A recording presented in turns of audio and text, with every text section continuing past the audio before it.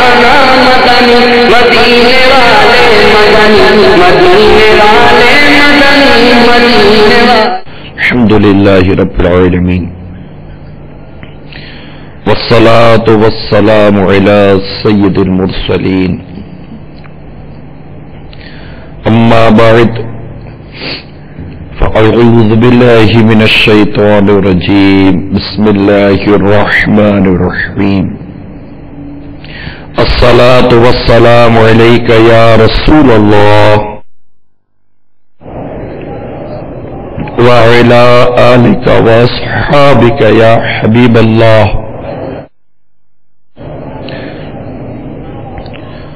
الصلاة والسلام عليك يا نبي الله وعلى آلك وأصحابك يا نور الله.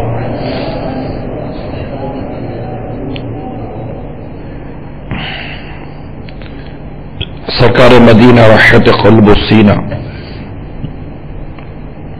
فیض گنجینہ صاحب معطر پسینہ باعث نزول سکینہ صلی اللہ تعالی علیہ وآلہ وسلم کا فرمانے با قرینہ ہے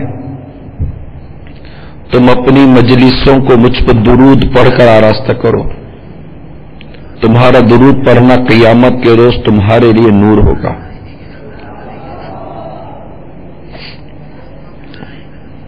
اللہ تعالیٰ آپ کو اور مجھے میرے چینل کے تمام ناظرین اور ہند بغدادی کے شہر ناسک میں جو سنت و بھرا میرا گمان ہے عظیم الشان اجتماع ہو رہا ہے جس میں آپ شریک ہیں اور اس سنت و بھرا بیان سن رہے ہیں.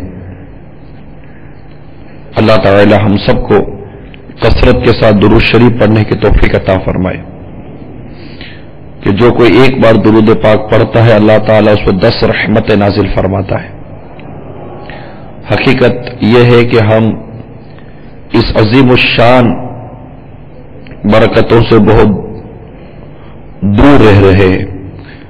درود پاک اللہ تعالیٰ کی بہت بڑی نعمت ہمیں نصیب ہوئی ہے کہ کاش ہم غفلت کی چادر اتار کر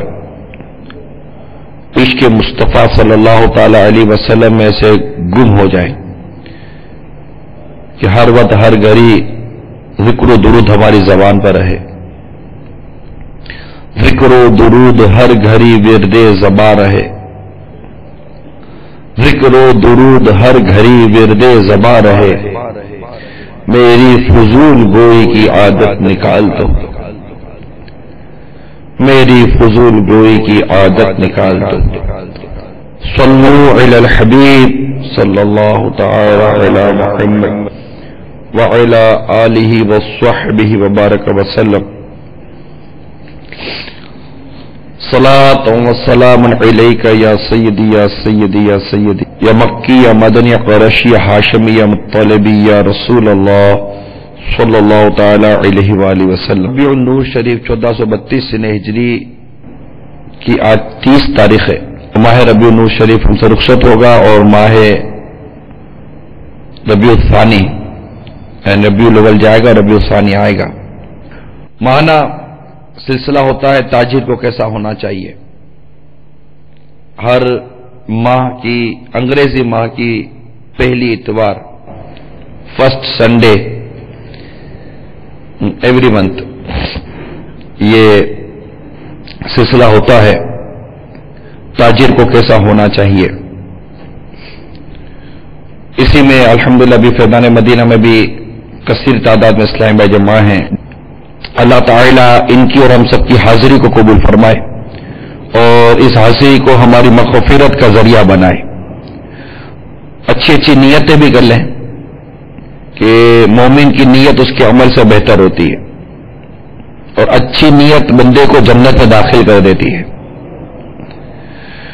اول تو یہ نیت ہوتی ہے کہ میں اللہ عز و جل کی رضا اور ثواب پانے کے لیے بیان کروں گا یا بیان سنوں گا. اس میں دنیاوی مقصد دنیاوی غرض و غایت نہیں ہونی چاہیے کہ ایک ہی وقت ہے، وہی وقت ہم اللہ کی راہ میں دیں ہمیں ثواب ملے گا. اگر وہی وقت ریاکاری کے نام پر، دکھاوے کے نام پر جائے گا تو ثواب کے بجائے الٹا ایسا نہ ہو کہ اس پر عذاب مسلط کر دیا جائے. تو نیت سے احکام تبدیل ہو جاتے ہیں. تو نیت تو سب سے پہلی ہونی چاہیے، اور سب سے نمایاں اور سب سے بنیادی جو نیت بنتی ہے وہ نیت بنتی ہے کہ میں اللہ عز و جل کی رضا کے لیے، حصول ثواب کے لیے میں درس و بیان میں حاضر ہوں. میں بیان کرنے کے لیے، آپ بیان سننے کے لیے یہ نیت کر لیں. اسی طرح اول تاخیر شرکت کی نیت رکھیں، اور اللہ عز و جل کے نام، اس کے پیارے حبیب کا نام، ان کی تعظیم کی نیت سے، بیان کی تعظیم کی نیت سے جتنا ہو سکے دو زانوں بیٹھ کر بیان سننے کی بھی نیت ہے. اگر نہیں ہے تو ہو جائیے، جتنی دیر بیٹھ سکیں دو زانوں بیٹھیے، تعظیم کی نیت کریں گے، اللہ تعالیٰ کی بارگاہ سے ثواب پائیں گے. اور جب تھک جائیں تو جس طرح بیٹھ سکے بیٹھیں، پھر یاد آئے تو پھر دو زانوں بیٹھ جائیے.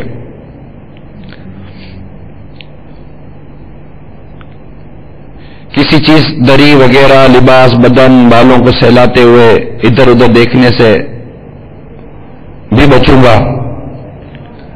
اچھا، اب موبائل فون یہاں بھی ہوگا، مدنی چینل کے ناظرین کے پاس بھی ہوگا، اور جو ناسک کے اندر جو اسلامی بھائی یا اس کے علاوہ ہند دنیا بھر میں جہاں جہاں اسلامی بھائی جمع ہیں سب کے پاس موبائل فون ہوں گے. اب آپ خود غور کیجئے کہ آپ 2-2.5 گھنٹے یا عصر تک یا گھنٹہ یا جتنی دیر بھی بیان ہو، آپ اگر بیٹھے ہیں اور موبائل فون کا بھی استعمال ہے، کبھی بات سمجھ میں آئی کبھی بات نہیں آئی، جی اس کو جواب دے رہے ہیں، پھر بیان سن رہے ہیں، تو اب خود غور کیجئے جب اللہ اور اس کے پیارے حبیب صلی اللہ تعالی وسلم اور ذکر مبارک ہو، درس و بیان ہو، نیکی کی دعوت ہو، اور کہیں ہو سکتا ہے کہ حلال و حرام کے مسائل بیان کیے جائیں، اس میں اگر ہم موبائل فون پہ میسج کرتے ہوئے، میسج دیکھتے ہوئے اگر ہم اس طرح درس و بیان میں شرکت شریک ہوں گے تو غلطی ہونے کا، غلط سن لینے کا اور ان تمام برکات سے محروم ہو جانے کا اندیشہ ہے.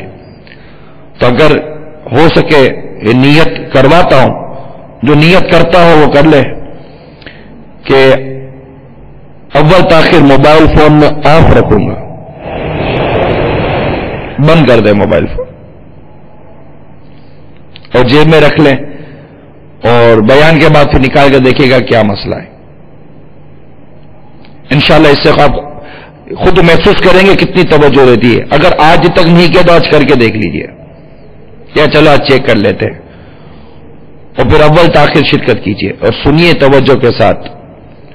آپس میں بات کرتے ہوئے، کھاتے پیتے ہوئے، یہ آداب کے بھی خلاف ہے. گھر میں یا عموماً جہاں ہم جمع ہوتے ہیں بعض اوقات وہاں یہ سارے معاملات ہوتے ہیں، لیکن جتنی توجہ کے ساتھ سنیں گے اتنا ہی اللہ نے چاہا تو حصہ نصیب ہوگا.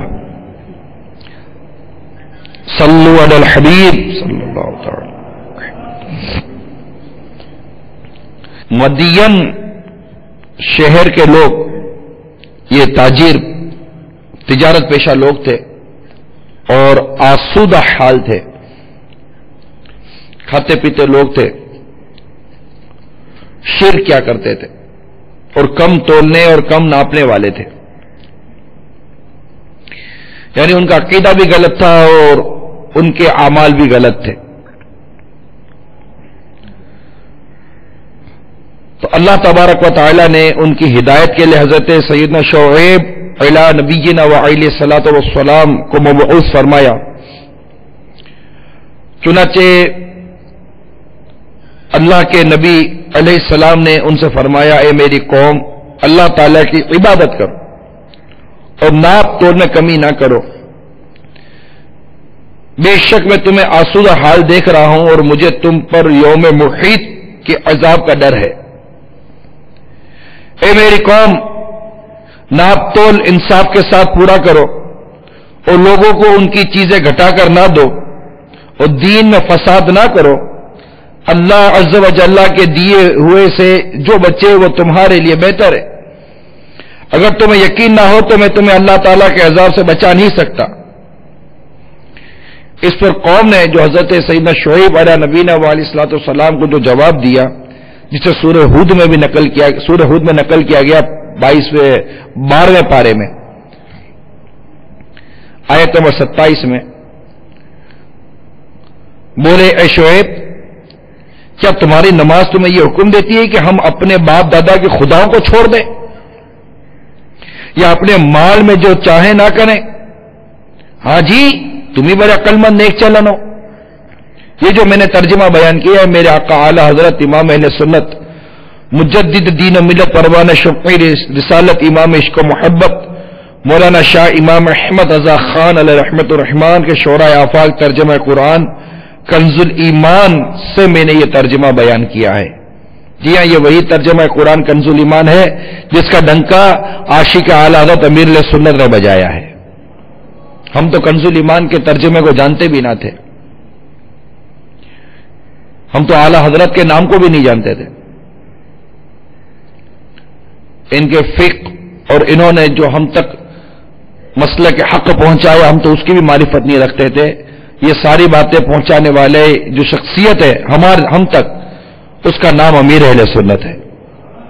اللہ تعالیٰ ان پر کروڑوں کروڑ رحمت عطا فرمائے، جنہوں نے دنیا میں لاکھوں لاکھ مسلمانوں کو اعلی حضرت کی ایسی عظیم الشان پہچان کروائی، مسلک کے اعلی حضرت کا ایسا جام پلایا، حب اعلی حضرت کی ایسی چاشنی چکھائی، جنہوں نے کنز الایمان بتایا، جنہوں نے ہمیں بہار شریعت صدر الشریعہ کی کتاب کا پتہ بتایا، جنہوں نے فتاوی رضویہ کی کتاب کا پتہ بتایا، اور الحمدللہ تمہید الایمان کے پڑھنے کو اپنے مدنی انعامات کا حصہ بنایا۔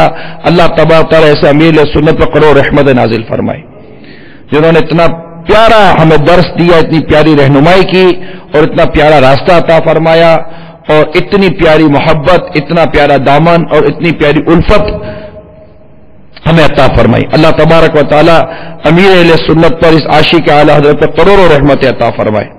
تو میں انہی اعلی حضرت کا آپ کو میں نے بھی ترجمہ بیان کیا کہ کتنا عجیب جواب دیا کہ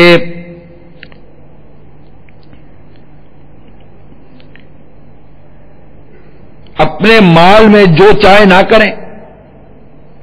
ہاں جی، تم ہی بڑے عقل مند نیک چلن ہو۔ کیا عجیب جواب تھا کسی اللہ کے نبی کو اس قوم نے دیا کہ حضرت سیدنا شعیب علیہ نبینا علیہ الصلوۃ والسلام نے اپنی قوم کو کافی مدت تک سمجھایا، مان جاؤ، لیکن وہ ان حرکتوں سے باز آنے والے نہ تھے۔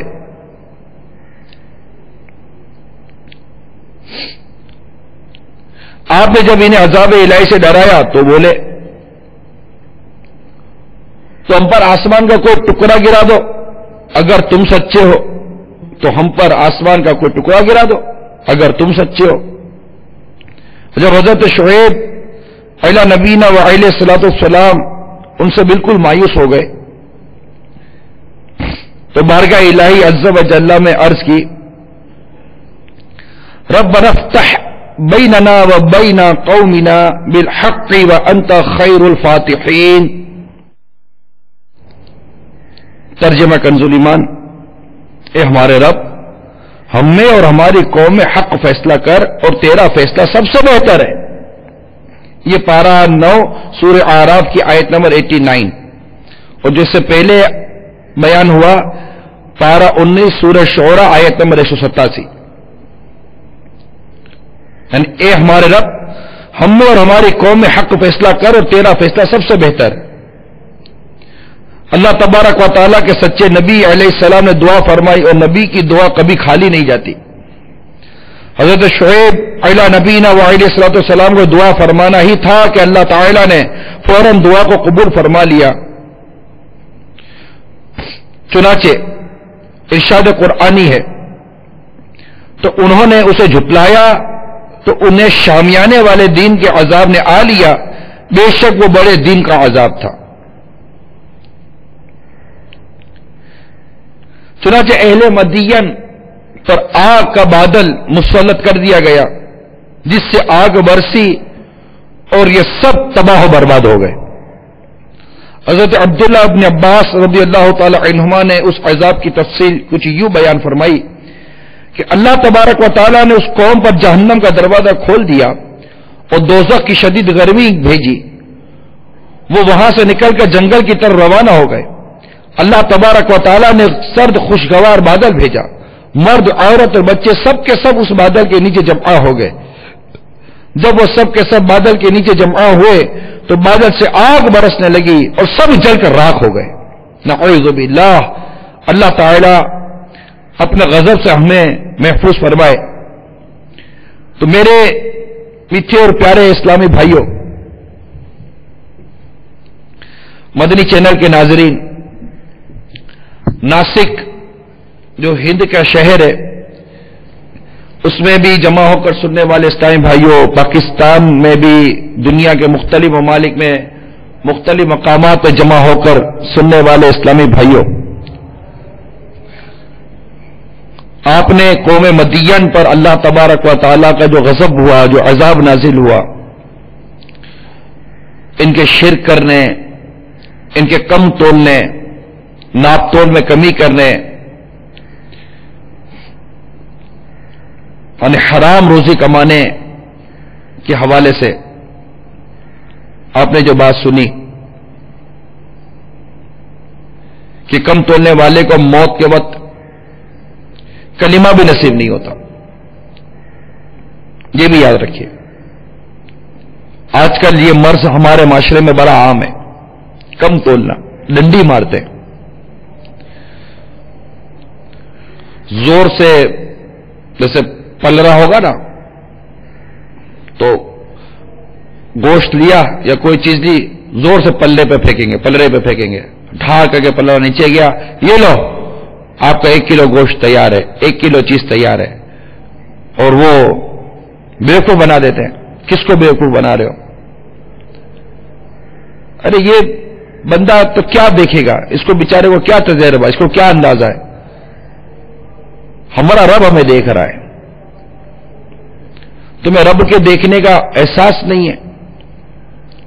کسی نے کہا یار میں بھی آ رہا ہوں، ذرا وہ اتنا کلو چیز تیار کر کے رکھ دینا، آپ نے اس پہ ڈنڈی ماری. ملاوٹیں کرتے ہیں. کپڑا ناپنے والے ڈنڈیاں مارتے ہیں، ناپنے میں ڈنڈی مارتے ہیں. کیونکہ یہ یاد رکھیے گا میرے مدنی چینل کے ناظرین اور پیارے اسلامی بھائیوں اور میرے پیارے پیارے تاجر اسلامی بھائیوں، یہ قرآن پاک میں جو واقعات بیان ہوتے ہیں نا، اس کی کئی حکمتیں ہیں، کئی حکمتیں. ہم ساری حکمتوں کو نہیں سمجھ سکتے، لیکن ہمارے مفسرین نے ہماری کئی جگہ پر رہنمائی کی ہے کہ یہ پچھلی قوموں کے واقعات ہوتے ہیں. کسی پر کس گناہ کے سبب عذاب نازل ہوا، کسی پر کس گناہ کے سبب عذاب نازل ہوا. کفر و شرک، فسق و فجور، اللہ عز و جل کی نافرمانی، اس کے پیارے حبیب اور اس کے انبیاء کرام کو جھٹلانا، نبیوں کا انکار کرنا، آسمانی کتب میں جو احکام نازل ہوئے اس وقت کے نبی پر اس کا انکار کرنا، اور طرح طرح کی بدعمالیاں، پھر ان کے سزا، پھر ان کے متعلق جو ان پر عذاب ہوا، ان کی کس طرح گرفت ہوئی، اللہ تعالیٰ نے کس طرح ان پر غضب فرمایا، زمین کی زمین پلٹ دی، آسمان سے پتھر برسا دیے گئے، آسمان سے آگ برسا دی گئی، سمندر کو حکم ہوا بہا کر لے گیا، ہوا کو حکم ہوا اڑا کر لے گئی. کتنے عذاب اور کتنی بربادی ہم قوموں کی قرآن پاک میں پڑھتے ہیں. ان کی ایک حکمت ہمارے مفسرین یہ بھی بیان کرتے ہیں کہ اس میں ہمارے لیے عبرت ہے، کہ اس میں ہم عبرت لیں کہ اس قوم کا یہ حال ہوا، کہیں ہمارے ساتھ بھی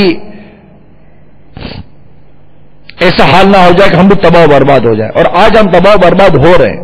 اس پہ تباہ و برباد ہونے میں ہماری کو کمی ہی نہیں رہی ہے. کون سخی ہے؟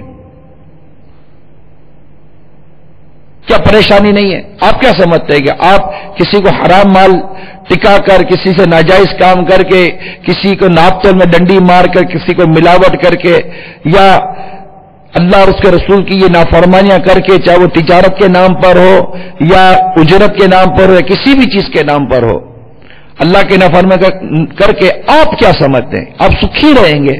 بھول کرتے، بہت بڑی بھول ہے بندے کی. کیسے ہو سکتا ہے؟ سکون قلب، راحت، امن، سلامتی، یہ تو اللہ تبارک و تعالیٰ کی غیب کے خزانے ہیں. یہ قلب کا سکون میں آ جانا، یہ قلب کا راحت میں آ جانا، یہ قلب کا مطمئن ہو جانا، یہ تو اللہ تبارک و تعالیٰ کے غیب کے خزانے ہیں. یہ اپنے جس بندے پر چاہے سکون نازل کرے، یہ اپنے جس بندے پر چاہے رحمت نازل کرے، اپنے جس بندے پر چاہے امن نازل کرے، سلامتی نازل کرے، اسے پرسکون کر دے، اسے راحت اور محبت اور پیار عطا کر دے. یہ تو اس کے غیب کے خزانے ہیں. اور اللہ تبارک و تعالیٰ کی نافرمانی کر کے ہم یہ امید کریں کہ ہم سکون سے رہیں گے، اللہ کے بندوں کو کاٹ کر ہم یہ امید کریں کہ ہم سکون سے رہیں گے، اللہ کے بندوں سے دھوکہ دے کر، اللہ کے بندوں سے فراڈ کر کے، ان کا مال کھا کر ہم یہ گمان کریں کہ ہم سکون میں رہیں گے، ہم راحت میں رہیں گے. نہیں نہیں نہیں، امپاسبل، امپاسبل، ممکن ہی نہیں ہے. یہ تمہیں رات کو خوابوں میں آ کر ڈرایا جائے گا، تمہاری نیندیں اڑ جائیں گی، تم ڈپریشن کی گولیاں کھا کھا کر اور بیمار ہو جاؤ گے. سکون چاہیے؟ آ جاؤ اللہ تبارک و تعالیٰ کی فرما برداری کی طرف. سکون چاہیے؟ آ جاؤ، آ جاؤ دامن مصطفیٰ میں یوں چھپ جاؤ کہ سنتوں کے پیکر بن جاؤ. سکون یہاں ملے گا، راحت یہاں ہے. راحت مسلمانوں کی خیر خواہی کرنے میں ہے، راحت اللہ کے بندوں کے ساتھ حسن سلوک کرنے میں، راحت تکلیف دینے میں نہیں ہے، راحت بندوں کو کاٹنے میں نہیں ہے، اس میں راحت نہیں ہے. کیا ہوتا ہے ایسا پیسہ جو سود کے نام پر کمایا، رشوت کے نام پر کمایا، یا جو اجیر ہوتے ہیں، سیٹ تو بہت کم ہوتے ہیں، زیادہ تو اجیر ہوتے ہیں، مالک تو بہت کم ہوتے ہیں، زیادہ تر تو نوکر ہوتے ہیں. اور بیان میں بھی بہت بڑی اکثریت ان کی ہوتی ہے جو ملازم ہوتے ہیں، چاہے وہ چھوٹی ملازمت کرتے ہو یا بڑی ملازمت کرتے ہو، روز کی دیہاڑی پر کام کرتے ہو یا ماہانہ اجرت پر کام کرتے ہو. میں تو سب سے بات کر رہا ہوں، اور موضوع میرا وہی ہے کہ ہمارا ذرائع آمدنی، وے آف انکم، اس پر غور کریں. صرف یہ نہیں ہے کہ سیٹ ہی نوکروں کا اور اپنے ملازمین کا خون نچوڑتا ہے اور ان کے ساتھ بددیانتی کرتا ہے، ان کے ساتھ ظلم کرتا ہے، ایسا نہیں ہے. صرف نوکر بھی کوئی دودھ میں دھلا ہوا نہیں آتا سارا، وہ بھی وقت کی ڈنڈیاں مارتا ہے، پیسے کی ڈنڈیاں مارتا ہے، بل کی ڈنڈیاں مارتا ہے، پرچیزنگ آرڈر کی ڈنڈیاں مارتا ہے، سیل آرڈر کی ڈنڈیاں مارتا ہے، اسٹاک ٹیکنگ کے اندر ڈنڈی مارتا ہے. 1000 روپے کا سامان لینے جائے 800 کا سامان لیتا ہے، 1000 کا بل بناتا ہے. پیٹرول بھرانے جائے تو ڈنڈیاں مارتا ہے، پیٹرول پمپ والے بھی ملے ہوئے ہوتے ہیں، پوچھتے کتنے کی پرچی بناؤ. ارے خدا کا خوف کرو یار، تم اللہ سے ڈرتے نہیں ہو؟ پوچھتے کتنے کی پرچی بناؤ. 200 روپے کی پرچی زیادہ بناتے ہو، 100 روپے خود رکھتے ہو، 100 روپے اس کی رشوت، 100 روپے مطلب اس کو بھی حرام کھانے کی اس کو دعوت دیتے ہو. یہ نہیں پورا پڑتا تو کوئی اور کام کر لینا یار. یہ کون سا عزت کی روزی ہے؟ کوئی شراب بیچ کے کماتا تو تھو تھو تھو تھو کرتے ہو، منشیات بیچ کر، انٹاکسیکینٹ بیچ کر اگر کماتے تو تھو تھو تھو تھو کرتے ہو، حرام کماتا ہے. تو یہ جو رشوتیں لے کر، سود لے کر، یہ حرام کر کے جو کماتے ہو تو کون سا ٹھوکے ہو گئے یار؟ تم بھی تو حرام کما رہے ہو، ناجائز کماتے ہو، اللہ کی نافرمانی تم بھی تو کر رہے ہو. رات کو جا کر کام کرنے کی تمہاری اجرت ہے، اور سو رہے ہو چادر اوڑھ کر. سیٹ کو تھوڑی پتہ، سیٹ تو اندر میں، سیٹ تھوڑی کو دے گا، سیٹ سو رہے گا تبھی تو تم کو جاگنے کی نوکری دی ہے. اس کو جاگنا تھا تو تم کو جگانے کی کیا ضرورت ہے بھائی؟ وہ تو سوئے گا نا. اس نے گودام پر تم کو جاگنے کے لیے کھڑا کیا تھا کہ میرے گودام کی حفاظت کرنا، اور آپ سو گئے اور سو کر اجرت جاگنے کی لے رہے ہو. کیا یہ ناجائز نہیں ہوگا؟ پھر جھوٹ بولتے ہیں، دیر سے آئے. کیوں دیر ہو گئی؟ पेट्रोल खत्म हो गया था, पंचर हो गई थी गाड़ी। रोज पंचर होती है, रोज पेट्रोल खत्म हो जाता है। कभी बच्चा बीमार कर देते हो, कभी मां को बीमार करते हो, कभी बीवी को बीमार कर देते हो। खुदा का खौफ नहीं आता। सब बात जो है अल्लाह ताला के खौफ की है। अल मदद या शहे अबरार मदीने वाले, अल मदद या शहे अबरार मदीने वाले, कल्ब से खौफ खुदा दूर हुआ जाता है। कल्ब से खौफ खुदा दूर हुआ जाता है। लाओ वो अश्क कहां से जो सियाही धोए, लाओ वो अश्क कहां से जो सियाही धोए, गंदगी में मेरा दिल हद से बढ़ा जाता, गंदगी में मेरा दिल हद से बढ़ा जाता है। अरे रिस्क ही हराम हो जाएगा, खाना ही हराम हो जाएगा, निवाला ही हराम हो जाएगा। अब बचा क्या इबादत कबूल होगी? क्या इबादत की तौफीक मिलेगी? क्या इबादत में लज्जत मिलेगी? क्या इबादत में ज़ौक़ मिलेगा? अरे क्या मुसलमान के अपने किरदार में कैसे कशिश आएगी कि इसके अंदर हराम के निवाले मौजूद हैं, इसके खून के अंदर हराम के गिज़ा की आमिज़श है। उस मुसलमान के किरदार में कहां से कशिश आएगी? एक वक्त था कि मुसलमान के किरदार को, इसके चेहरे को देखकर गैर मुस्लिम कलीमा पढ़ लिया करता था। आज मुसलमान के चेहरे का वो नूर ईमानी जो होता था, उसको देखने को आंखें तरसती है। इसके चेहरे की रौनक चली गई, इसका सुकून चला गया, इसकी राहत चली गई। कभी बच्चों की बीमारी को रोता है तो कभी बीवी की बीमारी को रोता है, कभी डाकू लूट कर ले गए रोता है तो कभी डॉक्टरों को रोता है। अरे इतनी तकलीफ, इतनी परेशानियां हैं, और फिर बोलते जरा फलाने यूं कर दिया, फलाने यूं कर दिया, जरा चेक तो करो, या कोई जादू तो नहीं हो गया है, जरा चेक तो करो, किसी ने कोई करवा तो नहीं दिया, या कोई काला काला तो नहीं हो गया। अरे भाई काला काला क्या हो गया है? जो काला हो गया है वो तुम्हारे करतूतों में हो गया है। अरे तुम्हारे करतूत काले हो गए यार। अपने काले करतूत को नहीं देखते, अपने काले किरदार को नहीं देखते, अपने काले अफआल को नहीं देखते, अपनी काली आमदनी को नहीं देखते। ये सूद भी क्या सुथरी आमदनी है, ये रिश्वत भी क्या सुथरी आमदनी है, ये नाप तो में कभी करने कमाना ये क्या साफ आमदनी है, ये मिलावट का माल बेचना क्या सफेद आमदनी है? ये सारी काली काली नहीं है। इतना काला काला कमाकर उजरत में डंडी मारकर क्या ये काली आमदनी नहीं है? सेठ को धोखा देकर उजरत कमा ली, सेठ को धोखा देकर कमीशन कमा ली, ये काली आमदनी नहीं है? स्टेट बोर्ड का टापा मारकर झूठ बोलकर क्या काली आमदनी नहीं कमा रहा? क्या सोने वाला मिलावट करके और धोखा देकर क्या काली आमदनी नहीं कमाता? कपड़े वाला कपड़े में डंडी मारकर क्या अपनी आमदनी को काली नहीं कर रहा? बिजली की चोरियां कर कर क्या अपनी आमदनी में कालक नहीं भर रहे हो? फिर बोलते तो किसी ने काला करवा दिया। अरे काला किसी ने क्या करवाया होगा यार? काला खुद हमने किया है। जो कुछ भी है सब अपने ही हाथों के है करतूत। शिकवा है जमाने का ना किस्मत का गिला है, देखे है ये दिन अपनी ही गफलत की बदौलत। सच है कि बुरे काम का अंजाम बुरा। अरे क्या इधर उधर झांकते हो भाई? अंदर झांको, अंदर में। इतना सर उठाकर मत जियो, सर को झुकाओ, आंखें नीची करो और झांको अपने अंदर। कालक अंदर भरी हुई है। अरे दिल काले हो रहे, दिल मेले हो रहे दिल, और इतनी मेली और इतनी कालक इस पर चढ़ जाती है कि फिर नसीहत भी असर नहीं करती। हदीस पाक में पूरा खुला मजमून मौजूद है कि जब बंदा गुनाह करता है इसके दिल पर स्याह नुक्ता लग जाता है, फिर गुनाह करता है फिर स्याह नुक्ता लग जाता है, फिर गुनाह करता है फिर स्याह नुक्ता लग जाता है, यहां तक कि इसका दिल स्याह और काला हो जाता है। इसकी अलामत यह बयान की गई है किताबों के अंदर। स्याह और काले दिल की अलामत यह है कि फिर उसके दिल पर नसीहत असर नहीं करती। वहां जो नसीहत सुनते हैं असर नहीं करती। अब ये कालक धुले कैसे कि दिलों को भी जंग लग जाता है।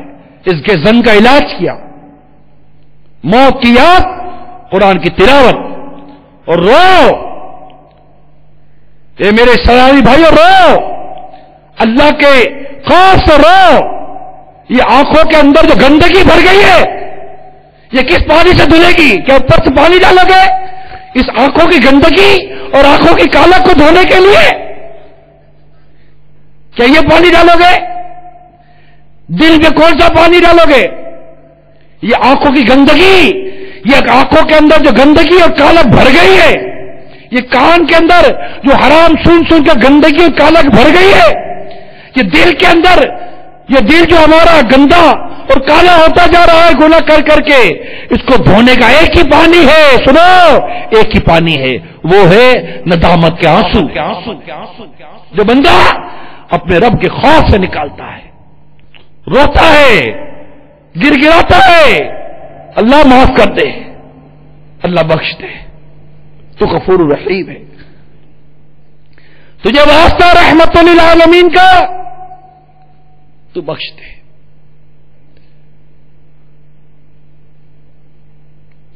تیرے خوف سے، تیرے ڈر سے ہمیشہ، تیرے خوف سے، تیرے ڈر سے ہمیشہ میں ہر دم میں تھر تھر رہوں کانپتا یا الہی۔ قلب سختی میں حد سے بڑھا ہے،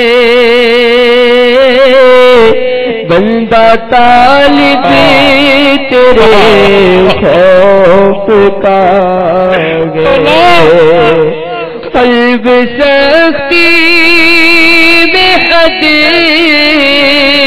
سے بڑھا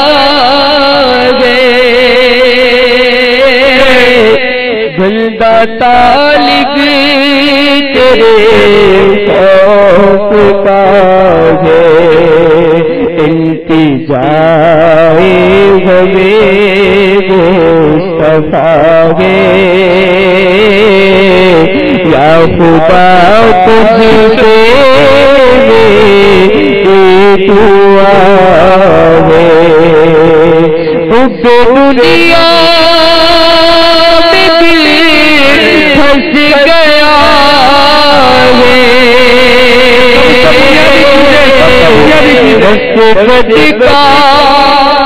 حاوی ہوا ہے، دنیا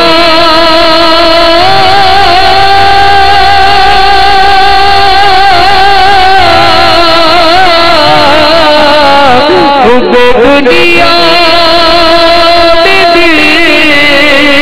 پھنس گیا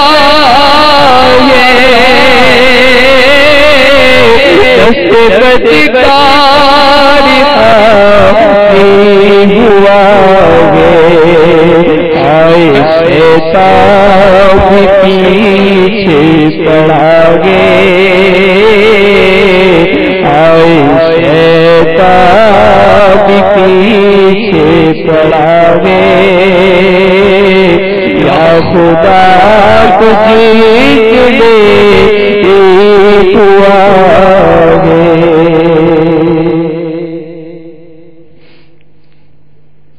سر ہے ہاتھ میرا اٹھاوے، یا خدا تجھ سے میری دعا ہے، آہ بندہ دکھوں میں گرا ہے، اس کو تیرا ہی بس آسرا ہے، آہ بندہ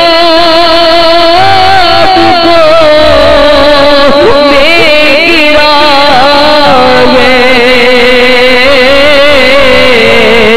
اس کو تیرا ہی بس آسرا ہے، التجائے کرو یا خدا گے، یا خدا تجھے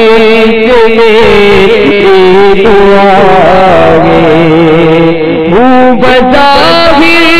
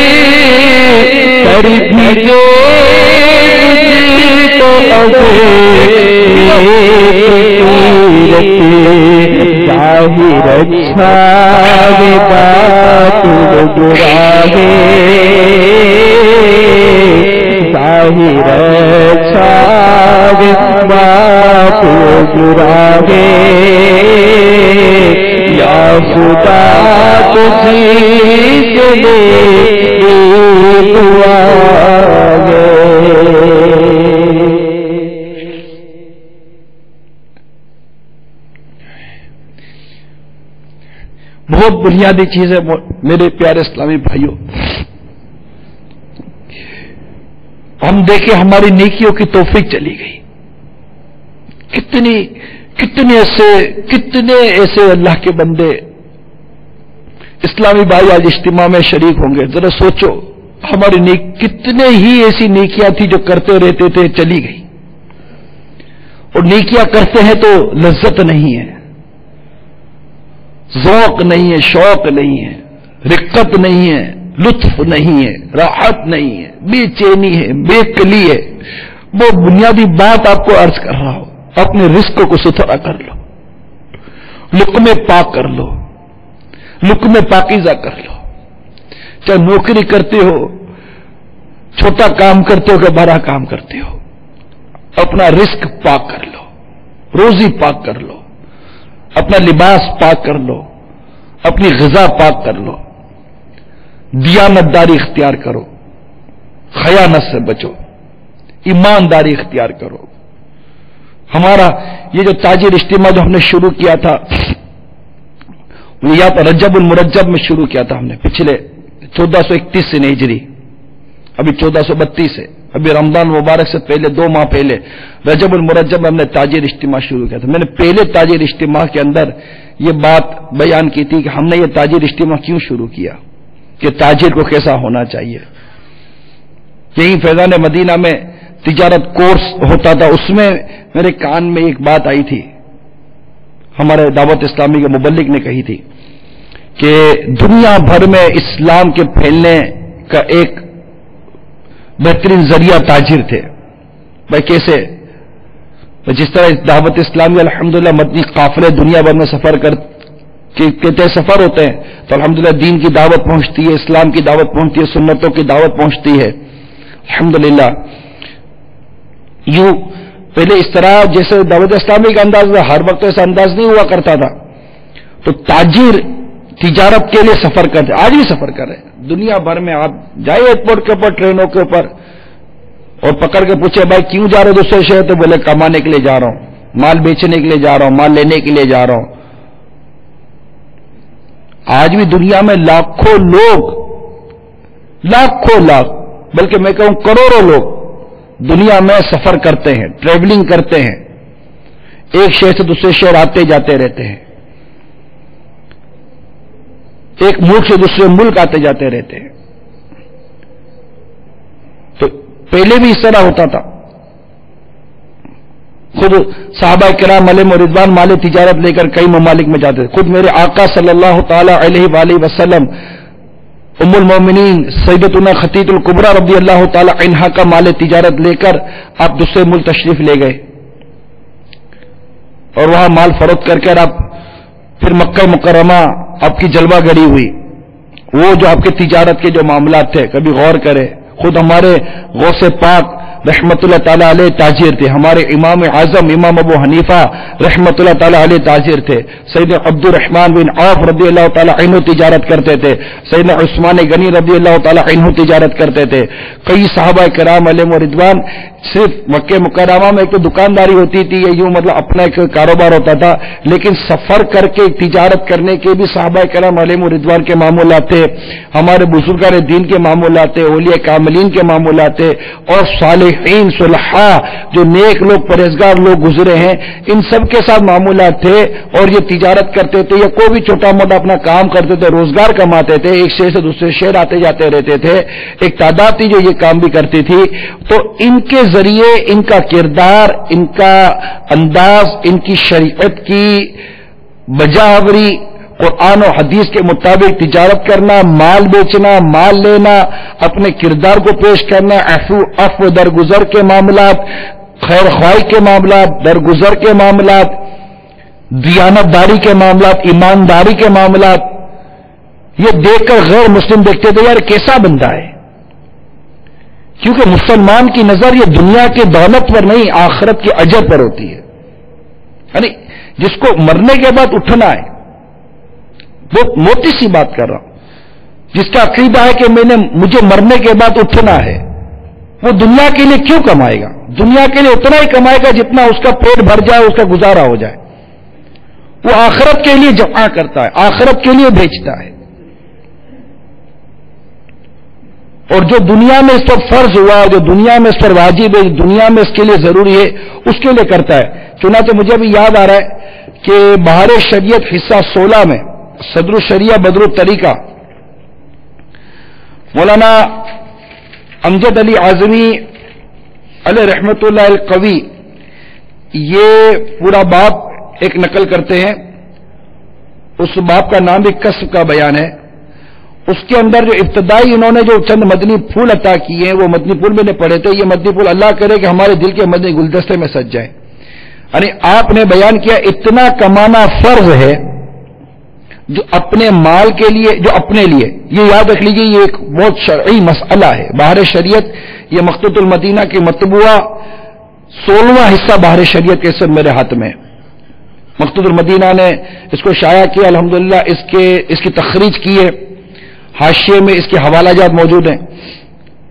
بہت پیاری کتاب ہے یہ، سنت آداب حضر و اباحت کا بیان ہے، اور اس میں بہت سے سنت اور آداب ہیں، اس میں تصوف کا بیان بھی موجود ہے، علم الظاہر علم الباطن یہ دونوں کے اس میں عنوانات موجود ہیں۔ تو آپ لکھتے ہیں اتنا کمانا فرض ہے جو اپنے لیے اور اہل و عیال کے لیے، اور جن کا نفقہ اس کے ذمہ واجب ہے ان کے نفقے کے لیے کفایت کر سکے۔ یہ کتنی خوبصورت عبادت ہے، ایک مسلمان کو اس کے کمانے کا مقصد بیان کیا جا رہا ہے۔ کیا مقصد؟ دوبارہ سن لیجیے، اتنا کمانا فرض ہے، یہ جو بھیک مانگتے ہیں، چھوڑ کر بیٹھ جاتے ہیں، آئے گا اس سے کھائیں گے، لگے دم میٹھے گم، کمائے دنیا کھائے ہم، یہ نعرہ نہیں ہے۔ کسب کرنا، تجارت کرنا، اپنے ہاتھ کی کمائی کو افضل ترین کمائی کہا گیا ہے۔ اتنا کمانا فرض ہے جو اپنے لیے اور اہل و عیال کے لیے اور جن کا نفقہ اس کے ذمہ واجب ہے ان کے نفقے کے لیے کفایت کر سکے، اتنا کمانا فرض ہے۔ اس کے بعد اسے اختیار ہے کہ اتنے ہی پر بس کرے یا اپنے اور اہل و عیال کے لیے کچھ پسماندہ رکھنے، یعنی بچا کر رکھنے کہ پیچھے اولاد محتاج نہ ہو جائے کی بھی صحیح و کوشش کرے کہ اتنا رکھ لے۔ ماں باپ محتاج و تنگدست ہوں تو فرض ہے کہ کما کر انہیں بقدر کفایت دے۔ قدر کفایت سے زائد اس لیے کماتا ہے کہ فقراء اور مساکین کی خبر گیری کر سکے۔ قدر کفایت جو اوپر بیان ہوا، جو مسئلہ اس کے نیچے لکھا ہوا ہے کہ قدر کفایت سے زائد اس لیے کماتا ہے کہ فقراء و مساکین کی خبر گیری کر سکے گا یا اپنے قریبی رشتہ داروں کی مدد کرے گا، تو یہ مستحب ہے، یہ نیت ہونی چاہیے، تو یہ مستحب ہے اور یہ نفل عبادت سے افضل ہے۔ اور اگر اس لیے کماتا ہے کہ مال و دولت زیادہ ہونے سے میری عزت و وقار میں اضافہ ہوگا، فخر و تکبر مقصود نہ ہو، صرف یہ مقصد ہو کہ میری عزت و وقار میں اضافہ ہوگا، تو مباح ہے، جائز ہے۔ اور اگر محض مال کی کثرت یہ تفاخر مقصد ہو تو منع ہے. یہ بالکل نپی تلی خوبصورت جامع عبارت صدر الشریعہ بدر الطریقہ مفتی امجد علی اعظمی علیہ رحمت القوی نے بہار شریعت میں عطا فرمائی ہے.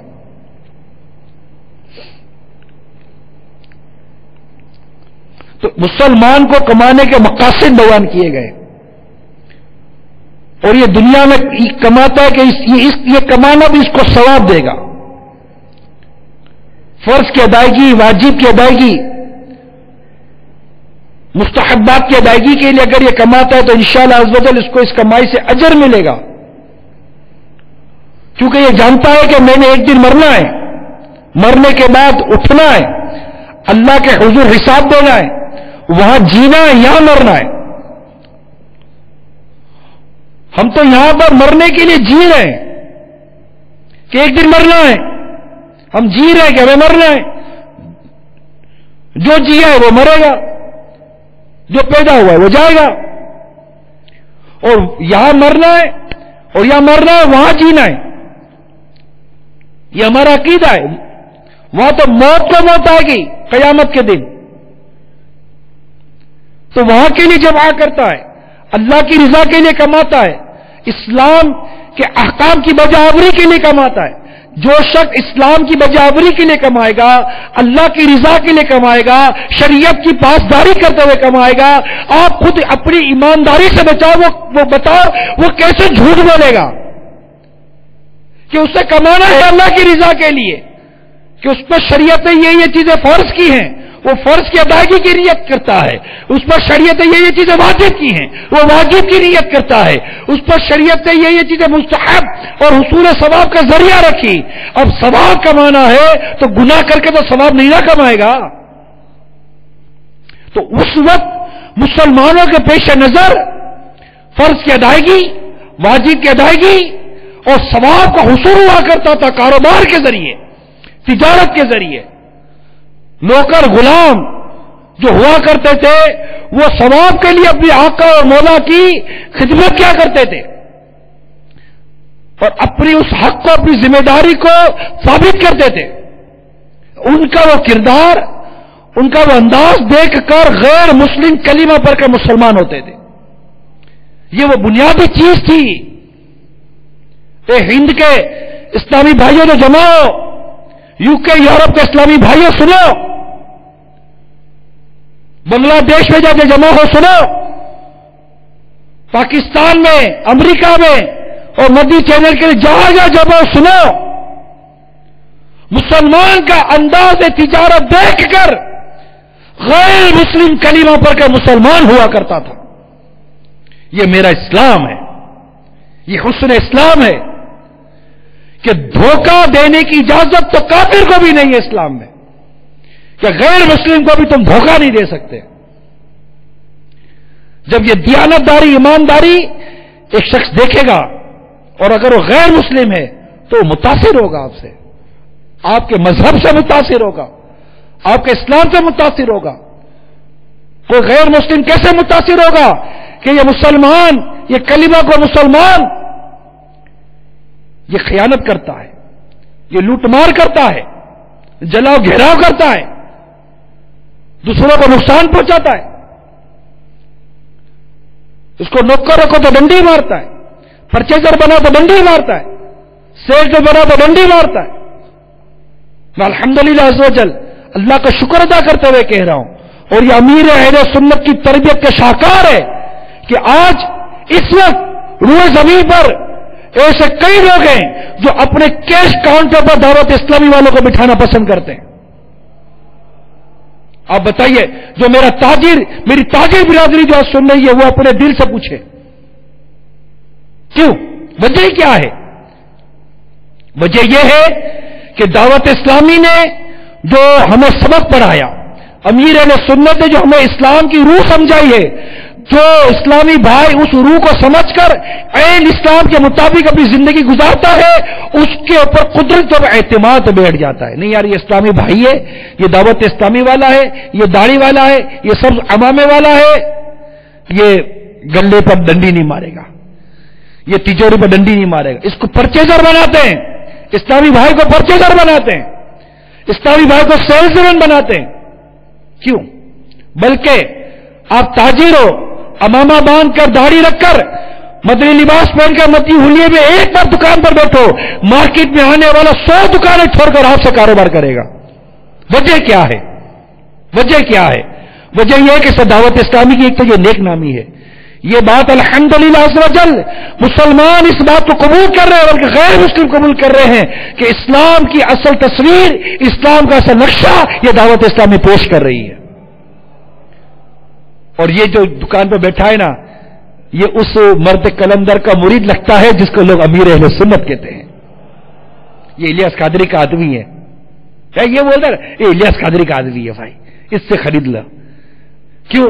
الیاس قادری کی ایک بات ہے، لوگ الیاس قادری کے تقوی پرہیزگاری کا سکہ مانتے ہیں کہ یار یہ شخص متقی ہے، یہ شخص نیک ہے، یہ جڑ اتنی اچھی تو اس کا پھل کتنا اچھا ہوگا.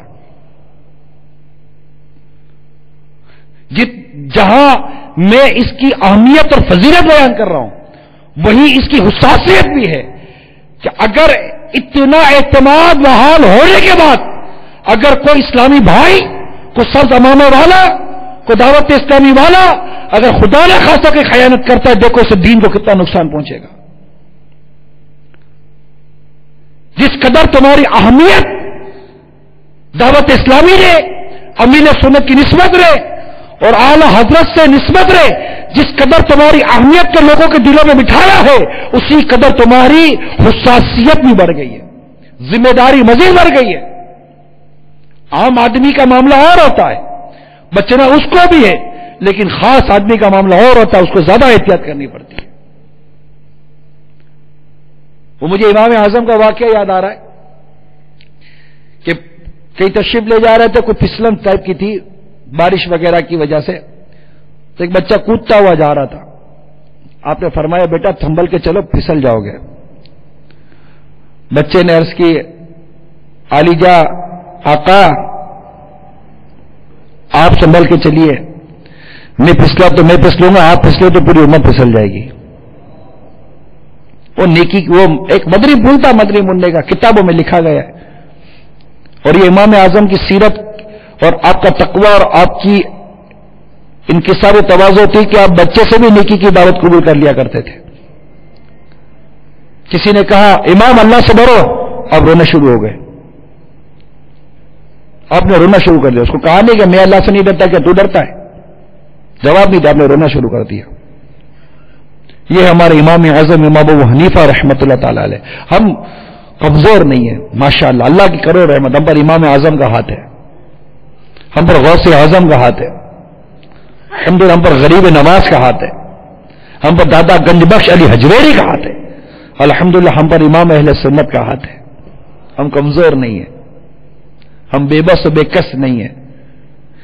ایسے آقا کا ہوں بندہ رضا، ایسے آقا کا ہوں بندہ رضا، بول بالے میری سرکاروں، بول بالے میری سرکاروں.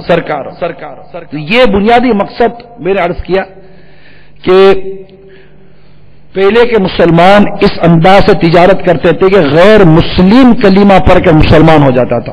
ان کا انداز تجارت دیکھ کر اس انداز تجارت کو، اس کاروباری انداز کو، اس انداز روزگار کو مسلمانوں میں پھر سے لانے کی کوشش کر رہا ہے. یہ اجتماع تاجر کو کیسا ہونا چاہیے؟ آپ اس میں ساتھ دو میرا یار. کون کون ساتھ دے گا؟ انشاءاللہ ہم اسی طرح تجارت کریں گے، درگزر، معافی، پیار. کسی کو کوئی مہنگا مال اگر ہمارے آدمی نے بھی ٹکا دیا، نوکر نے بھی ٹکا دیا، تو اپنے جاگر سے ترکیب بنائیں گے. جیسے میرے امام اعظم نے کیا تھا کہ آپ کے خادم نے عیب والا مال بیچ دیا. جب آپ واپس آئے تو پتا چلا کہ وہ مال آپ نے بیچ دیا. آپ نے وہ سارے کا سارا اس دن کی آمدنی اللہ کی راہ میں صدقہ کر دی کہ اس نے عیب نہیں بتایا تھا. ایک بزرگ نماز کے لیے کہیں گئے، پیچھے ان کے بھانجے بھتیجے نے 5 روپے کی چیز 10 روپے میں بیچ دی. آپ تو دکان پر آئے تو دیکھا کہ تو کہیں جا رہے تھے، آپ واپس آ رہے تھے، دیکھا کہ میری دکان کا مال ہے. آپ نے پوچھا کتنے کا لیا ہے؟ اس نے کہا 10 روپے کا. آپ نے کہا یہ تو 5 روپے کا ہے. بولا میں نے اپنی پسند ہے 10 روپے کے لیے، آپ کو کیا تکلیف ہے؟ بولا بھائی 5 روپے کا ہے یار، تمہیں کیسا 10 روپے کا دے دوں میں؟ 10 روپے کی چیز تو دوسری ہوتی ہے.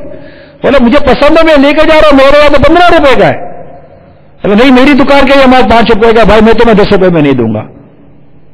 یہاں تک کہ بعد میں جیسے کہ پھر ایک کام کرو، یا تو 5 روپے واپس لے لو، یا میں تمہیں 10 روپے والا مال دیتا ہوں، یا یہ مال مجھے واپس کر دو.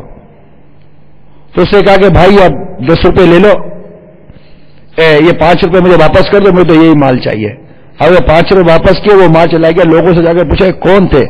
تو جب انہوں نے بزرگ کا نام بتایا تو کہا کہ یہی وہ لوگ ہیں جن کے نام لے کر ہمارے علاقوں میں بارشیں ہوا کرتی ہیں.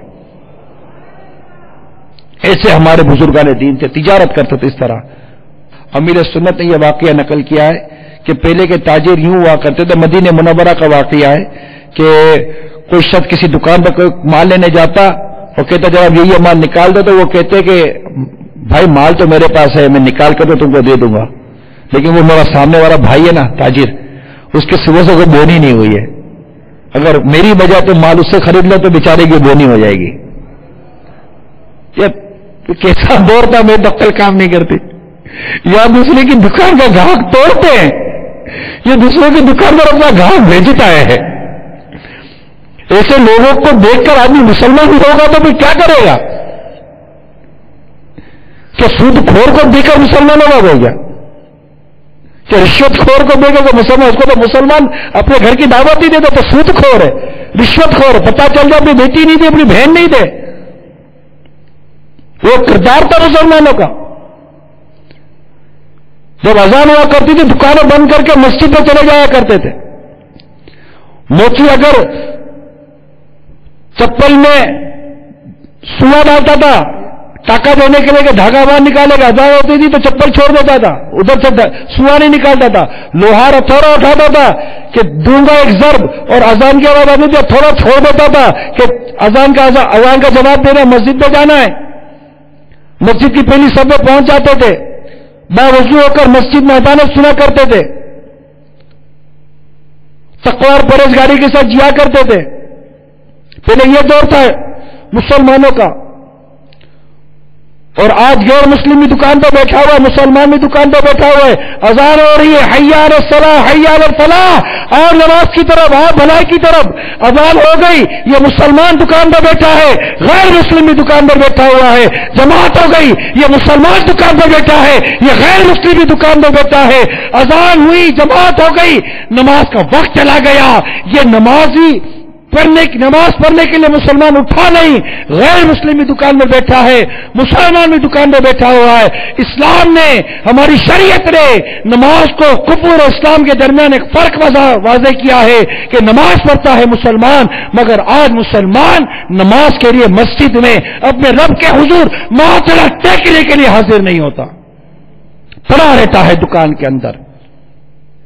کیا اس کا دھیان نہیں ہے کہ اسے مرنے کے بعد اٹھنا ہے؟ نماز کے لیے مسجد کا راستہ نہیں اختیار کرے گا. نماز بعد جماعت کا ذوق نہیں، شوق نہیں، بلکہ نماز ہی کیسا کرتی.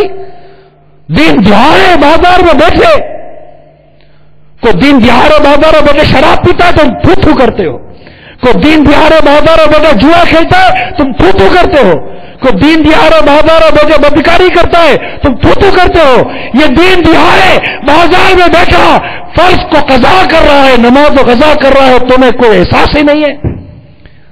نماز جیسی عبادت کہ تمہیں احساس نہیں رہا کہ نماز کا وقت آیا چلا گیا. یہ بازار میں بیٹھا مسلمان دین دہاڑے نماز قضا کر رہا ہے. اے مسلمان تیرے ماتھے پہ شکن تک نہیں آ رہی، تمہیں احساس نہیں ہو رہا. نماز کا وقت چلا گیا کہ جو ایک نماز جان بوجھ کر قضا کرتا ہے اس کا نام جہنم کے اس دروازے پر لکھ دیا جاتا ہے جس کے ذریعے سے جہنم میں داخل ہونا ہے. احساس نہیں ہوتا. بے نمازی کے عذاب پڑے نہیں ہے. غور تو کرو، یہ تمہاری کیسی تجارت ہے؟ جو تم سے نماز قضا کروا رہی ہے؟ یہ تمہاری کیسی نوکری ہے تم سے نماز قضا کروا رہی ہے؟ اسی لیے میں کہتا ہوں خدایا اپنے رزق پر، اپنے لقمے پر غور کرو کہ کہیں کوئی حرام کا لقمہ تو ہمارے پیٹ میں نہیں چلا گیا جس نے نماز کی توفیق ہم سے سلب کر لی ہو۔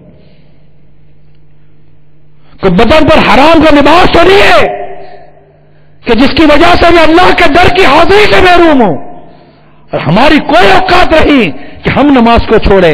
ارے نماز ہمیں بھلا دیتی ہے، نماز نے ہم کو چھوڑ دیا، اللہ کی توفیق ہم سے ہٹ گئی ہے۔ کوئی اس وقت تک نیکی کر ہی نہیں سکتا خدا کی قسم جب تک اسے رب کی توفیق نہ ملے۔ اب سوچو، سر کو جھکا کر سوچو اے میرے پیارے میٹھے اسلامی بھائیوں، جو ناسک کے اجتماع میں جمع ہو، UK یورپ میں جمع ہو، پاکستان کے مختلف علاقوں میں جمع ہو، مدنی چینل پر جو جمع ہو، جو سوچو کہ نماز کی توفیق نہیں مل رہی، یہ رب کی کتنی بڑی ناراضگی کا ایک اندیشہ ہے کہ نماز کی توفیق نہیں ملی۔ اپنے گھر پہ وہی، اپنے گھر پر اسی کو بلاتا ہے، جب بندہ بلا گا تو کوئی آئے گا نا۔ اللہ تعالیٰ نے اپنے در کی حاضری سے محروم کر دیا۔ توبہ کرو، وقت توبہ ہے، اللہ سے معافی مانگو، وقت معافی ہے، وہ معاف کرنے والا ہے، وہ بخشنے والا ہے۔ رجوع لے آؤ اور اپنے رزق کو حلال کرو، اپنی آمدنی کو حلال کرو۔ یقین مانو اس میں بڑی لذت ہے، آپ کو توفیق نیکی نصیب ہوگی، اللہ تعالیٰ کے کرم سے ہمیں عبادت میں لذت نصیب ہوگی کہ اللہ کی جو اطاعت کرتا ہے اسے عبادت میں لذت نصیب ہوگی۔ جیسے نظروں کی حفاظت کے حوالے سے کتابوں میں لکھا ہے کہ جو کوئی اپنی نظر کو بد نگاہی سے بچاتا ہے اللہ تعالیٰ اسے عبادت کی ایسی لذت عطا کرتا ہے جس کی لذت کو اپنے دل میں محسوس کرتا ہے۔ اس لیے بار بار امیر اہل سنت فرماتے ہیں کہ اپنی نظروں کو نیچی رکھنے کی عادت پیدا کیجیے، بالخصوص جو ہمارے ہند میں اسلامی بھائی جمع ہیں۔ یہ تو ہر جگہ بے پردگی ہے، لیکن اپنے اپنے ملکوں کا حال آپ خود ہی دیکھ لیجئے۔ عرب امارات میں جو لوگ جمع ہیں اپنے ممالک کا حال آپ خود ہی دیکھ لیجئے۔ UK یورپ میں جو جمع اپنے ممالک کا حال آپ خود ہی دیکھ لیجئے کہ نظروں کی حفاظت کس قدر ضروری ہے۔ اور ممالک کے حال تو اپنی جگہ پر ہے، بازاروں کا حال اب کہاں نہیں ہے بگڑا ہوا یار، کہاں نہیں ہے بگڑا ہوا۔ کون سی بازار ہے جس میں عورتیں نہیں ہیں؟ مرد تو پھر بھی دکاندار ابھی موجود ہیں، لیکن خریدار تو عورتیں رہ گئی۔ آدمی تو کاروبار پر چلے گئے، پیچھے اپنی عورتوں کو پیسے دے گئے، جاؤ یہ خرید لینا، جاؤ۔ ارے بھائی عورتوں کو کیا بیچتے، جاؤ یہ خرید، خود خریدنے جاؤ نا، مرد ہو یار، کیسے مرد ہو؟ تمہاری عورت بے پردہ ہو کر غیر مرد سے سودا خریدنے کے لیے جا رہی ہے اور تو ہنستے تو اس کو بھیج رہے ہو، بے پردگی کر رہی ہے، تم ہے کر کے ہنس رہے ہو، مسکرا رہے ہو، پیسے دے رہے ہو، جاؤ لینا۔ دیوس، برا مت ماننا میری بات کا، دیوس یہ حدیث پاک میں جو اپنے محرم پر غیرت نہیں کھاتا، انہیں بے پردگی سے نہیں روکتا، انہیں بے حیائی سے نہیں روکتا، ایسے شخص کو حدیث پاک میں دیوس کہا گیا ہے۔ دیوس پر جنت حرام ہے، یعنی ابتدا میں جنت پہ داخل نہیں ہوگا۔ دیوس کہا ہے حدیث پاک میں ایسے شخص کو، غیرت نہیں کھاتے ہو اپنے بیوی بچوں کے اوپر، اپنی بچیوں کو بھیج دیتے ہو بازار کے اندر کپڑے خریدنے کے لیے، پھر آدھا لباس تمہاری بیٹی خرید کر لاتی ہے اور تمہارے سامنے پہنتی ہے، آپ کی شرم سے آنکھ جھکتی نہیں ہے؟ آپ کی بیٹی بے پردہ ہو کر آدھا لباس پہن کر آپ کے سامنے آئی، آپ کو شرم نہیں آ رہی تو غیر مرد کو کیا شرم آئے گی یار؟ آپ کے بچوں کی امی، آپ کی بیوی غیر شرعی لباس پہن کر آپ کے ساتھ بیٹھی ہے، آپ کے دوستوں کے ساتھ بیٹھی ہے، بازار جاتی ہے، دعوتوں میں جاتی ہے، آپ کو شرم نہیں آتی؟ کسی غیر مرد کو کیا شرم آئے گی؟ جب باپ ہی حیا نہیں کھا رہا، شوہر ہی حیا نہیں کھا رہا، بھائی حیا نہیں کھا رہا، کیا کروں کچھ سمجھ نہیں آ رہی، کس موضوع کی طرف جاؤں؟ ادھر جاتا تو دل چاہتا ہے کہ ادھر ہی بڑھتا چلا جاؤں، ادھر جاتا تو ادھر ہی چلتا چلا جاؤں، ادھر جاتا تو دل ادھر ہی بولتا چلا جاؤں، کس سمت جاؤں کچھ سمجھ نہیں پڑتی، آرا کا آرا بگڑا ہوا ہے۔ میں تو اسی پر غور کرتا ہوں کہ یہ پتہ نہیں ہماری گندی آمدنیوں کی نوسط نہ ہو۔ بھائی میرا اگر پاکیزہ حلال کا 17 روپیہ ہے، میرا حسن اعتقاد ہے، دیکھیں میرا حسن اعتقاد کی بات کر رہا ہوں، میرا انڈیا ہے، میں کو جزیہ نہیں بیان کر رہا، کہ ستھری پاک روزی ہوگی میرا انڈیا ہے، میرا حسن زن ہے، میری ستھری پاک شبے سے پاک مال یہ حرام کام میں خرچ نہیں ہوگا. یہ حسن زن ہے میرا. میں اپنی رب کی رحمت پر نظر رکھ کر بات کر رہا ہوں کہ جس رب نے مجھے حرام مال سے بچایا اور مجھے ستھرا پاکیزہ شبے سے پاک مال دیا، وہ میرے اس مال کو اپنی نافرمانی میں خرچ نہ کرنے کی بھی توفیق عطا کرے گا. کہ روایتوں میں آتا ہے کہ اللہ تعالیٰ جس کے مال سے برکت چھین لیتا ہے اس کا مال پانی اور مٹی میں ضائع ہوتا ہے. تو مجھے تو بھائی یہ غور کرنے کی، یہ سمجھو کہ میں دعوت دے رہا ہوں آپ کو. دیکھیں میں کوئی حکم شریعت بیان نہیں کر رہا، ایک اپنا انڈیا دے رہا ہوں. ہاں میری یہ بات اگر شریعت کے خلاف ہے تو میری اصلاح کر دیجیے گا کہ بھائی تمہاری بات فلاں آیت کے خلاف ہے، تمہاری بات فلاں حدیث کے خلاف ہے، تمہاری بات فلاں فقہی جزیے کے خلاف ہے. الحمدللہ عز و جل میں اس امیر اہل سنت کا مرید ہوں جو باب آگے بحال مائک پر اعلان کرتا ہے کہ اگر میری غلطی پائے تو میری اصلاح فرمائے، مجھے آئیں بائیں شائع کرتا نہیں بلکہ شکریہ کے ساتھ رجوع کرتا پائیں گے. میں اس پیر کا مرید ہوں. جب عطار رجوع کرنے کا اعلان کرتا تو سکی عطار کی اوقات ہی کیا ہے، مرید کی اوقات ہی کیا ہوتی ہے. اصلاح فرما دیجئے. اگر خلاف شرع بات کر رہا ہوں اور اگر میری بات شریعت کے مطابق ہے، شریعت سے نہیں ٹکراتی، آپ کو سمجھ میں آتی تو قبول کیوں نہیں کر لیتے؟ کہ آخر میرا روپیہ میرے بچے حرام کام پر کیوں خرچ کریں؟ میرے روپیے سے فلم کیسے آ گئی؟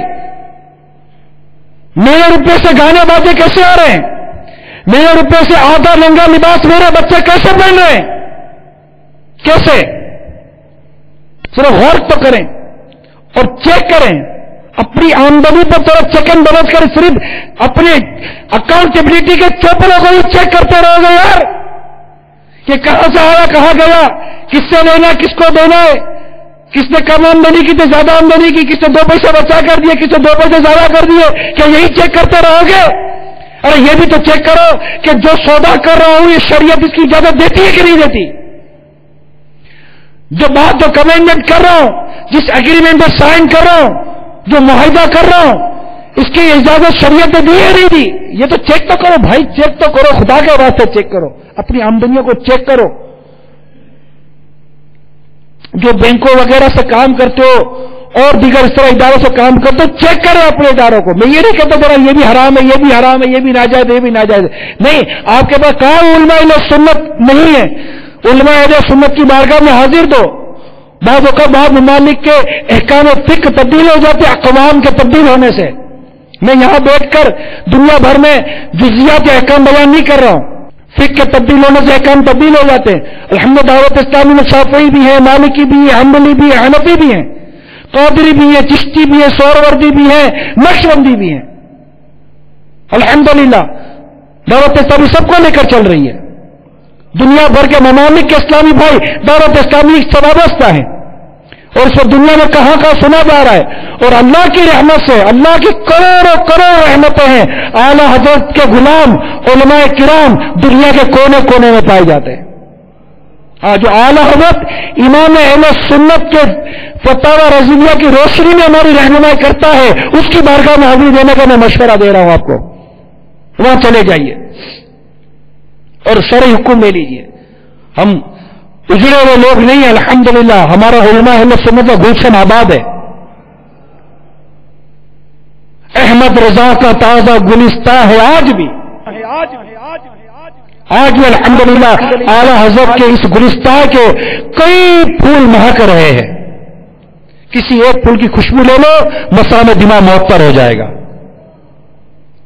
علماء اہل سنت کی بارگاہ میں حاضری دیں اور جو اعلی حضرت امام اہل سنت کے فتاوی رضویہ کی آپ کے احکامات اور آپ کی جو بتائی گئی گائیڈ لائن ہے اس کی روشنی میں جو ہماری رہنمائی کرے، میرا مشورہ ہے کہ اس کی رہنمائی کو قبول کر لیجئے.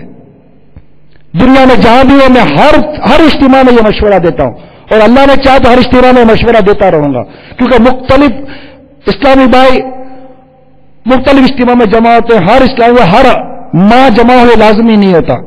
میں یہ مشورہ بہت پہلے سے دیتا آ رہا ہوں.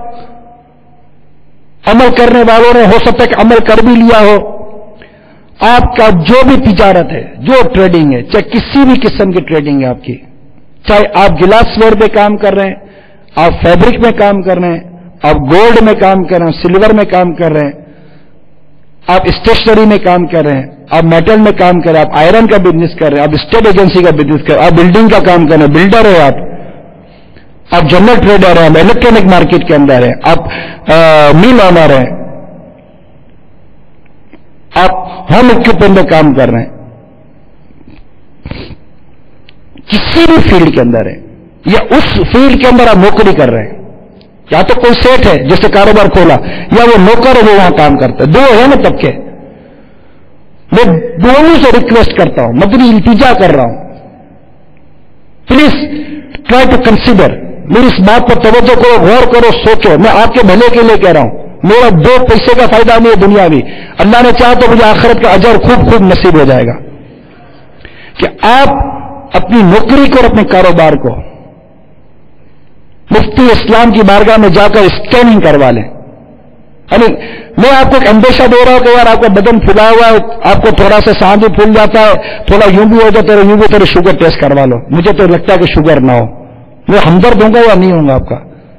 یار آپ کولیسٹرول چیک کرا لو، ایسا نہ کولیسٹرول ہارٹ اٹیک ہو جائے گا، کہیں مطلب کہ تیزابی تو جگہ نہ بنا لی ہو، کہ ٹرائگلیسرائڈ بڑھ نہ گیا، کوئی یورک ایسڈ نہ بڑھ گیا ہو، کوئی ہیپیٹائٹس کے اثرات نہ ہو.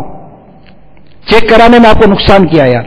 اگر شوگر ہوئی تو احتیاط کرو گے نا، بلڈ پریشر ہوا تو احتیاط کرو گے، کولیسٹرول نکل گیا تو احتیاط کرو گے نا آپ. میں یہی تو آپ کو مشورہ دے رہا ہوں. ڈاکٹر لکھ کر دیتا تو آپ علاج ٹیسٹ کرواتے رہے، ہزاروں لاکھوں روپے کا ٹیسٹ کرواتے ہیں. یہ تو مفت کا ٹیسٹ کہہ رہا ہوں، اپنی تجارت کا ٹیسٹ کروا لیجئے. الحمدللہ ہمارے دارالفتاؤں سے کون سے پیسے لیے جاتے ہیں؟ آپ ٹیلی فون کر لیجیے دارالفتاء اہل سنت میں، یا اپنے اپنے ممالک کے جو سنی دارالفتاء ہیں ان سے جا کر رجوع کر لیجئے. میں دوبارہ آپ کو کہتا ہوں، جتنے اسلامی بھائی ہیں، یا تو آپ نوکری کرتے ہیں یا کاروبار کرتے ہیں، دو کسی کو صورت دا بتائے، یا بروکری کرتے ہوں گے، کمیشن میں کام کرتے ہوں گے، کوئی تو روزگار آپ نے اختیار کیا ہوگا نا، کوئی تو روزگار ہوگا. آپ سائیکل ہی چلاتے ہو گے بھائی، آپ ریڑھی چلاتے ہو گے بھائی، آپ بنکنا بیچتے ہو گے یار، کچھ تو کرتے ہو نہیں کرتے ہو کہ بیٹھ کے خالی مفت کی کھاتے ہو. تو مفت کی کھانے کا تو ویسے ہی اس کو کوئی شریعت نے پسند نہیں کیا. بعض جگہ پر سوال اور بھیک مانگنے کی تو وہی تھے، کمانے کو تو اسلام نے پسند کیا. کماؤ، روزگار کماؤ، انویسٹمنٹ کرو، اشتراکیت کرو، مداربت کرو، اس سے انڈسٹری پھیلے گی، معیشت پھیلے گی، کاروبار پھیلے گا، روپیہ آئے گا. سود مت کھاؤ، دولت کی ذخیرہ اندوزی کر کے پیسہ کمانے کی ہوس دل سے نکال دو. بھول جاؤ سود کو. سود حرام اور جہنم میں لے جانے والا کام ہے. تو جا کر ایک مرتبہ یار اپنے کاروبار کی اسکیننگ کرا لو. اپنے نفس پر اعتماد مت کیجیے. میں ہر بار یہ عرض کرتا ہوں، اور حوصلہ افزائی یہ ہوئی ہے کہ پچھلی مرتبہ یہ مشورہ دیا تھا تو مجھے ایک امپورٹر ہے، انہوں نے فون پہ بتایا کہ آپ کے مشورے پر میرا اور میرے والد صاحب کا آپس میں مشورہ ہوا، اور ہم نے کہا کہ ہم دارالفتاء سے اس کی ہمارے اپنے کاروبار کی پوری شرعی اسکیننگ کرائیں گے، شرعی تفتیش کروائیں گے، اور جو چیز ناجائز حرام ہوگی اس کو چھوڑ دیں گے، جو جائز حلال ہوگا وہ کریں گے. تو الحمدللہ حوصلہ افزائی مجھے بہت خوشی ہوئی.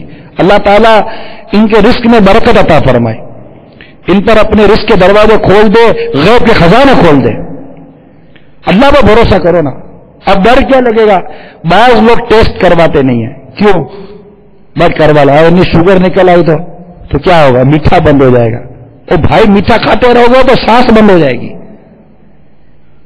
تمہاری سانس چلتی رہے تبھی تو کبھی ٹیسٹ کروا لو. میٹھا بند کر کے سانس چلاؤ نا بھائی. تو یہی طریقہ تاجروں کا ہے. بھائی پوچھ لیں، ناجائز تو نہیں ہے یار، چھوڑو یار. اور کیوں پوچھ لو نا؟ ارے نہیں بھائی چھوڑو. کیوں بھائی؟ منع کر دیا. منع کرے تو بچ جانا یار. حرام کھانے کی عادت پڑ گئی ہے کیا؟ حرام کی چاٹ لگ گئی ہے. جیسے شیر آدم خور ہو جاتا ہے، اس کو آدم انسان کا خون میں تو لگ جاتا ہے، پھر اس کو اور جانور کا کھانے میں مزہ ہی نہیں آتا. تو کیا ہم حرام خور ہو گئے معاذ اللہ؟ کہ ہمیں اگر کوئی مفتی کو عالم کہہ دے گا یہ مت کا یہ حرام ہے تو آدمی کو بڑا حرام، استغفر اللہ، میں حرام کہوں گا؟ نہ بابا، میں حرام نہیں کھا سکتا، میں حرام کو کہوں گا؟ ذرا دیکھو ہم جس کے غلام ہیں، صدیق اکبر، عاشق اکبر رضی اللہ تعالی عنہ کی سیرت کا اتنا پیارا واقعہ میں آپ کو سناؤں، کیسے اللہ کی رحمت سے یہ بچتے تھے کہ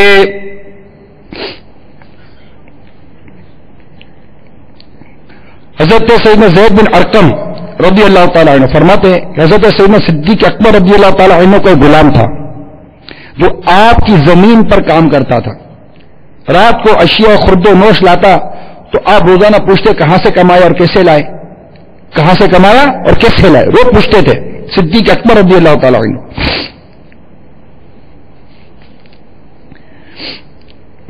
ایک رات آپ تشریف لائے تو پوچھے بغیر ہی لقمہ توڑ کر کھا لیا، بھوک بہت لگی تھی۔ ایک روایت کے مطابق بھوک بہت لگی تھی اور آپ کو غلام سے فرمایا کہ یار بھوک بہت لگی، وہ کھانا لے آیا اور آپ بھوک کی وجہ سے کھانا کھا گئے، نوالا کھا گئے۔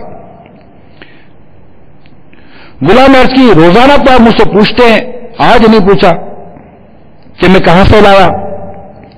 فرمایا اللہ تعالیٰ بھلا کرے، آج مجھے شدت کی بھوک تھی، اب ذرا جلدی سے بتائیے کہ کہاں سے لائیں۔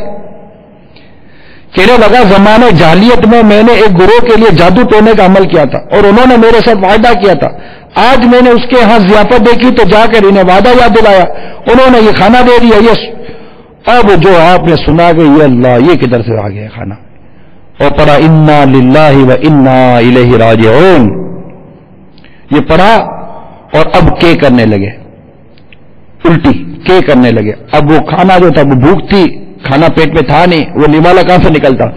اب زور مارے کے کر رہے کے نہیں نکلی۔ کسی نے کہا علیجا کیا ہو گیا؟ پریشان نے کہا پانی پی لیجئے کچھ نکل آئے گا۔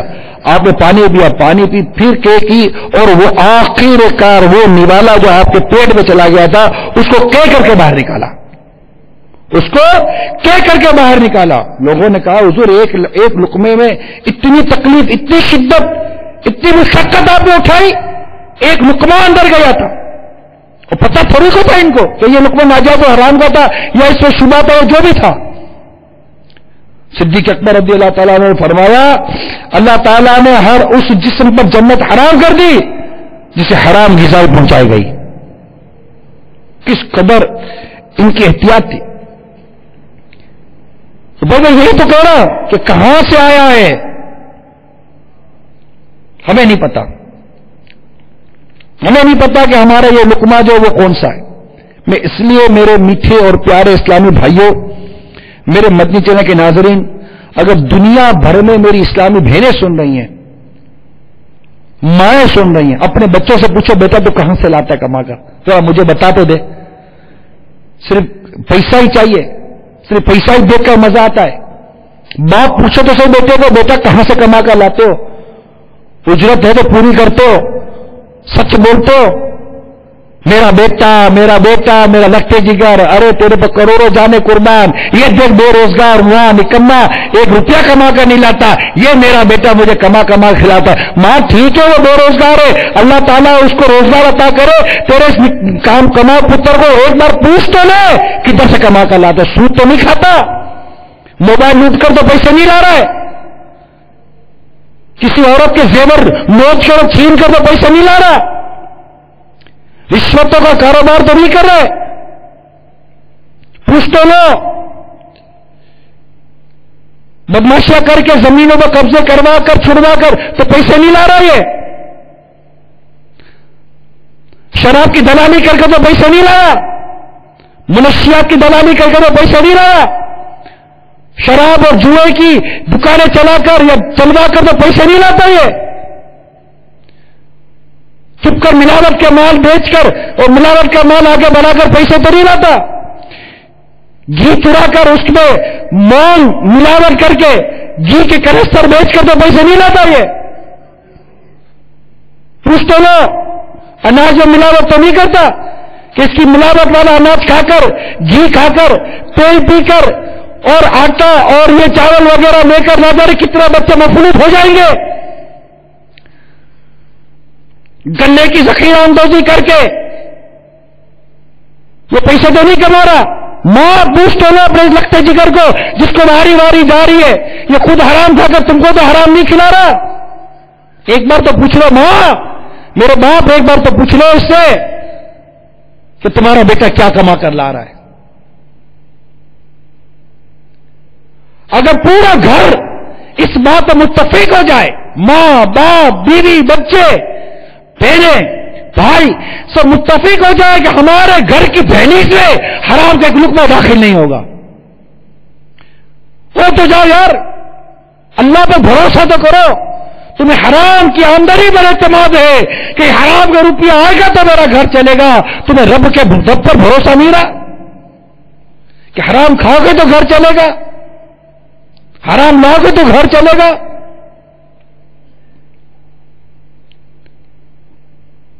اچھے تاجر بن جاؤ، ستھرے تاجر بن جاؤ. حضرت قتادہ رضی اللہ تعالیٰ نے فرماتے ہیں، کہا جاتا ہے کہ سچا تاجر بروز قیامت عرش کے سائے کے نیچے ہوگا.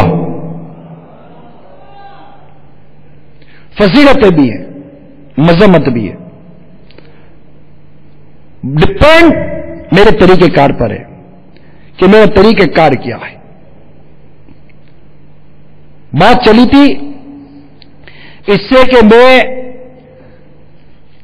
اپنے کاروبار کو، اپنی تجارت کو اسکیننگ کروا لوں. اب جہاں دنیا میں اسلامی بھائی جمع ہیں، جہاں بھی جمع ہیں، یا اہل خانہ اس وقت بیٹھے ہوئے بالفرض مدنی چینل پر جہاں بھی ہیں، کیا میں امید کروں کہ آپ سب مل کر یہ اتفاق کر لیں گے کہ یار یہ بولتا صحیح ہے، دیکھو یار یہ بیماریاں ہمارے گھر میں، دیکھو یار ہمارے دونوں آپس میں کتنا لڑائی جھگڑا ہے، آج ہم اتنا پکاتے آج ہمارے گھر میں بچتا نہیں ہے.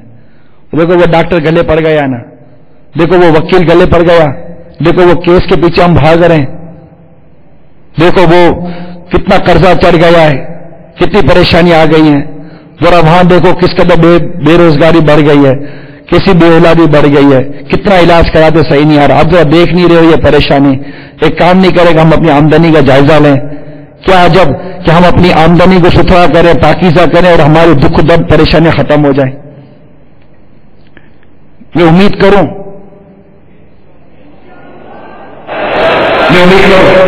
میرے یہاں اسلام بھائی میرے حوصلہ افزائی کریں گے کہ اپنے آپ کو حرام روزی سے بچائیں گے. اور جتنے گھنٹے کا اجارہ آپ نے کہ 8 گھنٹے کا اجارہ ہے، 8 گھنٹے ایمانداری کے ساتھ نوکری کریں، اس میں ڈنڈی نہیں مارے. جس میں آپ نے 8 گھنٹے کے بجائے 7 گھنٹے درست کام کیا، 6 گھنٹے درست کام کیا، 2 گھنٹے غفلت ہوئی، اس کی کٹوتی کروا دے. بولو اس کو بھائی میں نے 2 گھنٹے یہ نہیں کر سکا ہوں، میری کٹوتی کر دو. میں 1 روپے کا بھی مطلب کہ حرام کا ناجائز روپیہ میں اپنے اس میں نہیں لے جا سکتا بھائی اپنی آمدنی کے اندر. آپ اللہ پر بھروسہ کرو، اللہ پر اعتماد کرو، میرے رب کریم کی قدرت پر اعتماد کرو. آپ اس کی رضا کے لیے ناجائز و حرام کام چھوڑ دو. آپ تھوڑا کما دو، میرا رب تم کو پورا کر دے گا. رب پر بھروسہ کرو، رب پر اعتماد کرو، ایمانداری سے کام کرو، خیانت مت کرو، چھوڑ دو. تو میں چلا تھا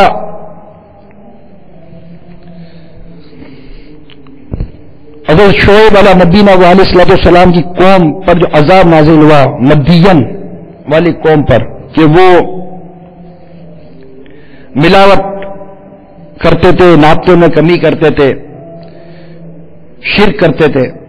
ان پر جو عذاب نازل ہوا اس کا واقعہ میں نے آپ کو بیان کیا. تو ناپ تول میں کمی سے اللہ تعالیٰ ہم کو بچائے کہ کم تولنے والے کو موت کے وقت کلمہ بھی نصیب نہیں ہوتا.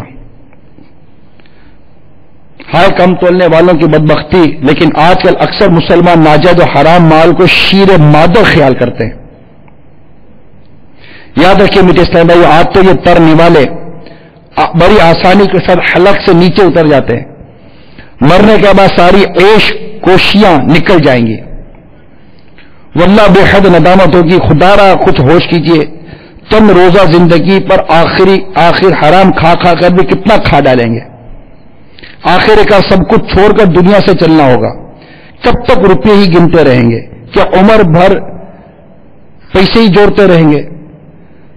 یاد رکھیے دیکھتے ہی رہ جائیں گے اور موت آ پہنچے گی. حضرت مالک بن دینار رحمت اللہ تعالی علیہ ایک روز بیمار کی بیمار پرسی کے لیے تشریف لے گئے جو قریب المرگ تھا. حضرت مالک بن دینار رحمت اللہ تعالی علیہ نے اسے کلمہ پڑھنے کی تلقین کی, مگر بڑی کوشش کے باوجود کلمے کے بجائے 10-11 ہی کہتا رہا. جب اس سے اس کی وجہ پوچھی گئی تو اس نے کہا میرے سامنے آگ کا پہاڑ ہے, جب میں کلمہ پڑھنے کی کوشش کرتا ہوں تو یہ آگ مجھے جلانے کو لپکتی ہے. پھر آپ نے پوچھا تم دنیا میں کیا کام کرتے تھے؟ اس نے کہا میں کم تولا کرتا تھا. دیکھا آپ نے کم تولنے کا کس قدر عذاب ہے. اللہ تعالیٰ محفوظ رکھے ایسے کسب سے, ایسی آمدنی سے. لیکن افسوس سب افسوس ان لوگوں پر کہ جو حرام میں قطعی کی کمائی کھاتے ہیں, اسی کمائی سے کپڑے بناتے ہیں, انہیں پہن کر نماز بھی پڑھتے ہیں, مال حرام سے خیرات بھی کرتے ہیں. لیکن انہیں یہ جان لینا چاہیے کہ یہ محض ان کا گمان ہے کہ وہ اس کا ثواب پاتے ہوں گے, کیونکہ حدیث پاک میں آتا ہے کہ اللہ تعالیٰ پاک اور پاکیزہ مال کو ہی قبول فرماتا, یعنی حرام کو قبول نہیں فرماتا. حضرت سیدنا سفیان ثوری رحمۃ اللہ تعالی علیہ فرماتے ہیں جو مال حرام سے صدقہ دیتا ہے اور خیرات کرتا ہے وہ ایسے شخص کی مثل ہے جو ناپاک کپڑے کو پیشاب سے دھوتا ہے, اس طرح وہ کپڑا اور بھی زیادہ پلید ہو جاتا ہے. پھر سنو یار کہ جو حرام مال سے صدقہ دیتا ہے, اس لیے کہتا ہوں بھائی اپنے مال کا اسکیننگ کروا لو یار. ایسا نہ ہو کہ دنیا میں مسجدیں بنائی, مدرسے بنائے, شادیاں کروائیں, یتیموں کو پالا, یہ خدمت کی, وہ خدمت کی, یہ صدقہ, وہ خیرات, ساری دنیا بھر کے آپ نے صدقہ خیرات کیے اور پتہ چلے کہ سارا حرام مال سے کیا تو اللہ تعالیٰ اس کو تو قبول ہی نہیں فرمائے گا نا. وہ پاک پاکیزہ مال قبول فرماتا ہے. کئی قیامت کے دن حاضری اور یہ نہ ہو کہ میری نیکیاں کہاں گئیں, میرا صدقہ کہاں گیا, میری مسجدیں کہاں گئی, میرے مدرسے کہاں گئے. اللہ بے نیاز ہے, اسے آپ کے میرے مال کی حاجت نہیں ہے. اگر اس کو راضی کرنا تو اس کی راہ میں پاکیزہ مال, ستھرا مال, حلال مال خرچ کرے. ایک ہی روپیہ وہ خرچ کرو, حرام کے لاکھوں کروڑ روپے کس کام کے. اور اس حرام مال کی نحوست ہے کہ اس کو خرچ کرو تو برکت نہیں ہے, حرام مال کو خرچ کرو تو برکت نہیں ہوتی, حرام مال سے خیرات کرو تو قبول نہیں ہوتا, حرام مال چھوڑ کے مرو تو عذاب قبر کا سبب بنتا ہے. تو ایک تو بھلائی بتاؤ یار, حرام مال کی ایک تو بھلائی بتاؤ یار. آپ بولو بس دنیا میں ہم کو موج ہے, دنیا میں عیش و عشرت ہے, دنیا میں آسانی ہے, دنیا میں آرام ہے. میں پہلے بیان کر چکا ہوں کہ یہ مینٹلٹی مسلمان کی نہیں ہونی چاہیے, یہ مینٹلٹی مسلمان کی نہیں ہونی چاہیے. مسلمان آخرت کے لیے جیتا ہے. یہ تو وہ باتیں کرتے ہیں جن کو یہ ہے کہ یار دنیا مر جائیں گے, مٹی میں مل جائیں گے, ختم ہو جائیں گے. یہ مرنے کے بعد جینا جس کا عقیدہ ہے مسلمان کا, مرنے کے بعد جینا. اور قرآن نے بار بار اس عقیدے کو بیان کیا. پوری اصحاب کہف کا واقعہ اس عقیدے پر دلیل کے طور پر بیان کیا گیا ہے کہ سینکڑوں برس وہ اصحاب کہف سوتے رہے, سینکڑوں برس سوتے رہے اور اٹھے تو ایسا محسوس ہوا کہ سبھی سوئے تھے. اب اس کی تفسیر پر ہے سورہ کہف میں, جو اصحاب کہف کا جب اس کی تفسیر پر ہے, اس کی تفسیر کے اندر اس عقیدے کی پوری وضاحت کی گئی ہے کہ اللہ تبارک و تعالی یہ غیب کا جاننے والا ہے. اتنے برسوں کے بعد اس عقیدے نے سر اٹھانا تھا کہ موت کے بعد کوئی جینا نہیں ہے. یہ کیسے ہو سکتا ہے کہ آدمی مر جائے اور اس کے بعد جیے گا؟ تو اتنے سینکڑوں برس کے بعد یہ اصحاب کہف جب غار سے نکلے تو اس وقت وہ بدعقیدگی جو مرنے کے بعد نہیں جیئیں گے اس کے متعلق بد عقیدگی تھی, وہ جب باہر میں عروج پر تھی, اس وقت کے بادشاہ نے اللہ کی بارگاہ میں دعا کی, یا اللہ کوئی ایسا واقعہ ہو جائے کہ یہ ساری چیزیں ختم ہو جائیں. اس میں اصحاب کہف ظاہر ہوئے اور پھر اس قوم کو بتایا گیا کہ سینکڑوں برس جو سوتا رہا اور اللہ تبارک تعالیٰ نے اس کو پھر سے جگا دیا, اور اتنے 100 برس سونے کے باوجود غار کے اندر ان کا جسم سلامت ہے اور یہ سینکڑوں برس کے بعد تم سے بات کر رہے ہیں. جو رب ان کو سینکڑوں برس سلانے کے بعد اس طرح جگانے پر قادر ہے, اگر تم مر جاؤ تو تم کو مرنے کے بعد جلانے پر قادر نہیں ہے. اور جو پہلے سے تھا ہی نہیں، ہم پہلے تھے ہی نہیں، جو پہلے سے تھا ہی نہیں، جب اسے پیدا فرما دیا تو اس کو دوبارہ جلانے میں، دوبارہ زندہ کرنے میں تم کو کیا حیرت ہوتی ہے؟ تو مسلمان کا تو عقیدہ ہے کہ ہم نے جینا ہے، مرنے کے جب آنکھ بند ہوگی تو ہماری اکثر آنکھ کھلے گی، اور وہاں کی تیاری کرنی ہے، قبر کی تیاری کرنی ہے، حشر کی تیاری کرنی ہے، قیامت کے دین کے سوالات کی تیاری کرنی ہے۔ قیامت کے دن یہ 4 سوالات کتابیں لکھے گئے جو پوچھے جائیں گے۔ جی ہاں، حضرت معاذ بن جبل رضی اللہ تعالیٰ عنہ فرماتے برد قیامت ہر شخص کو پروردگار کے روبرو حاضر ہونا پڑے گا، اس وقت تک اس کے قدم نہیں ہٹیں گے جب تک اس سے 4 اشیاء کے متعلق پوچھ نہ لیا جائے۔ نمبر 1، ایک جسم کے بارے میں کہ اسے کن مصائب سے دوچار کیا، دوسرا عمر کے بارے میں کہاں صرف کی، تیسرا علم کے بارے میں کس طرح عمل پیرا ہوئے، اور چوتھا مال کے بارے میں کہاں سے کمایا اور کہاں خرچ کیا۔ یہ ترمذی کے حوالے سے اس روایت کو نقل کیا گیا۔ حضرت معاذ بن جبل رضی اللہ تعالیٰ عنہ فرماتے ہیں کہ سوالات کے جوابات دینے، ہمیں تیاری کرنی ہے، ہمیں قبر کے سوالات کے جوابات دینے، ہمیں حشر کے سوالات کے جوابات دینے۔ قبر میں عقیدے کا سوال کیا جائے گا، قیامت کے دن اعمال کا سوال کیا جائے گا۔ قبر میں پوچھا جائے گا تیرا رب کون ہے، اللہ تعالیٰ کی رحمت شامل حال رہی، مومن کہے گا ربی اللہ، میرا رب اللہ ہے۔ تیرا دین کیا ہے، کہے گا دین الاسلام، میرا دین اسلام ہے۔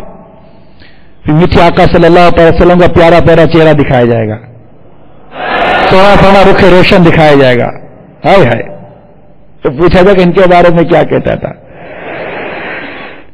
کہے گا ہوا رسول اللہ، یہ تو اللہ کے رسول ہیں، ان کے بارے میں پوچھتے ہو۔ اور جب آقا تشریف لے جائیں گے تو کیسے عاشق لکھے گا، دل بھی ہے پیاسی نظر بھی ہے، دل بھی ہے پیاسا نظر بھی ہے پیاسی، چاہے ایسے جانے کی چلتی، ٹھہرو ٹھہرو ذرا جانے عالم، ابھی ہم نے جی بھر کے دیکھا نہیں ہے۔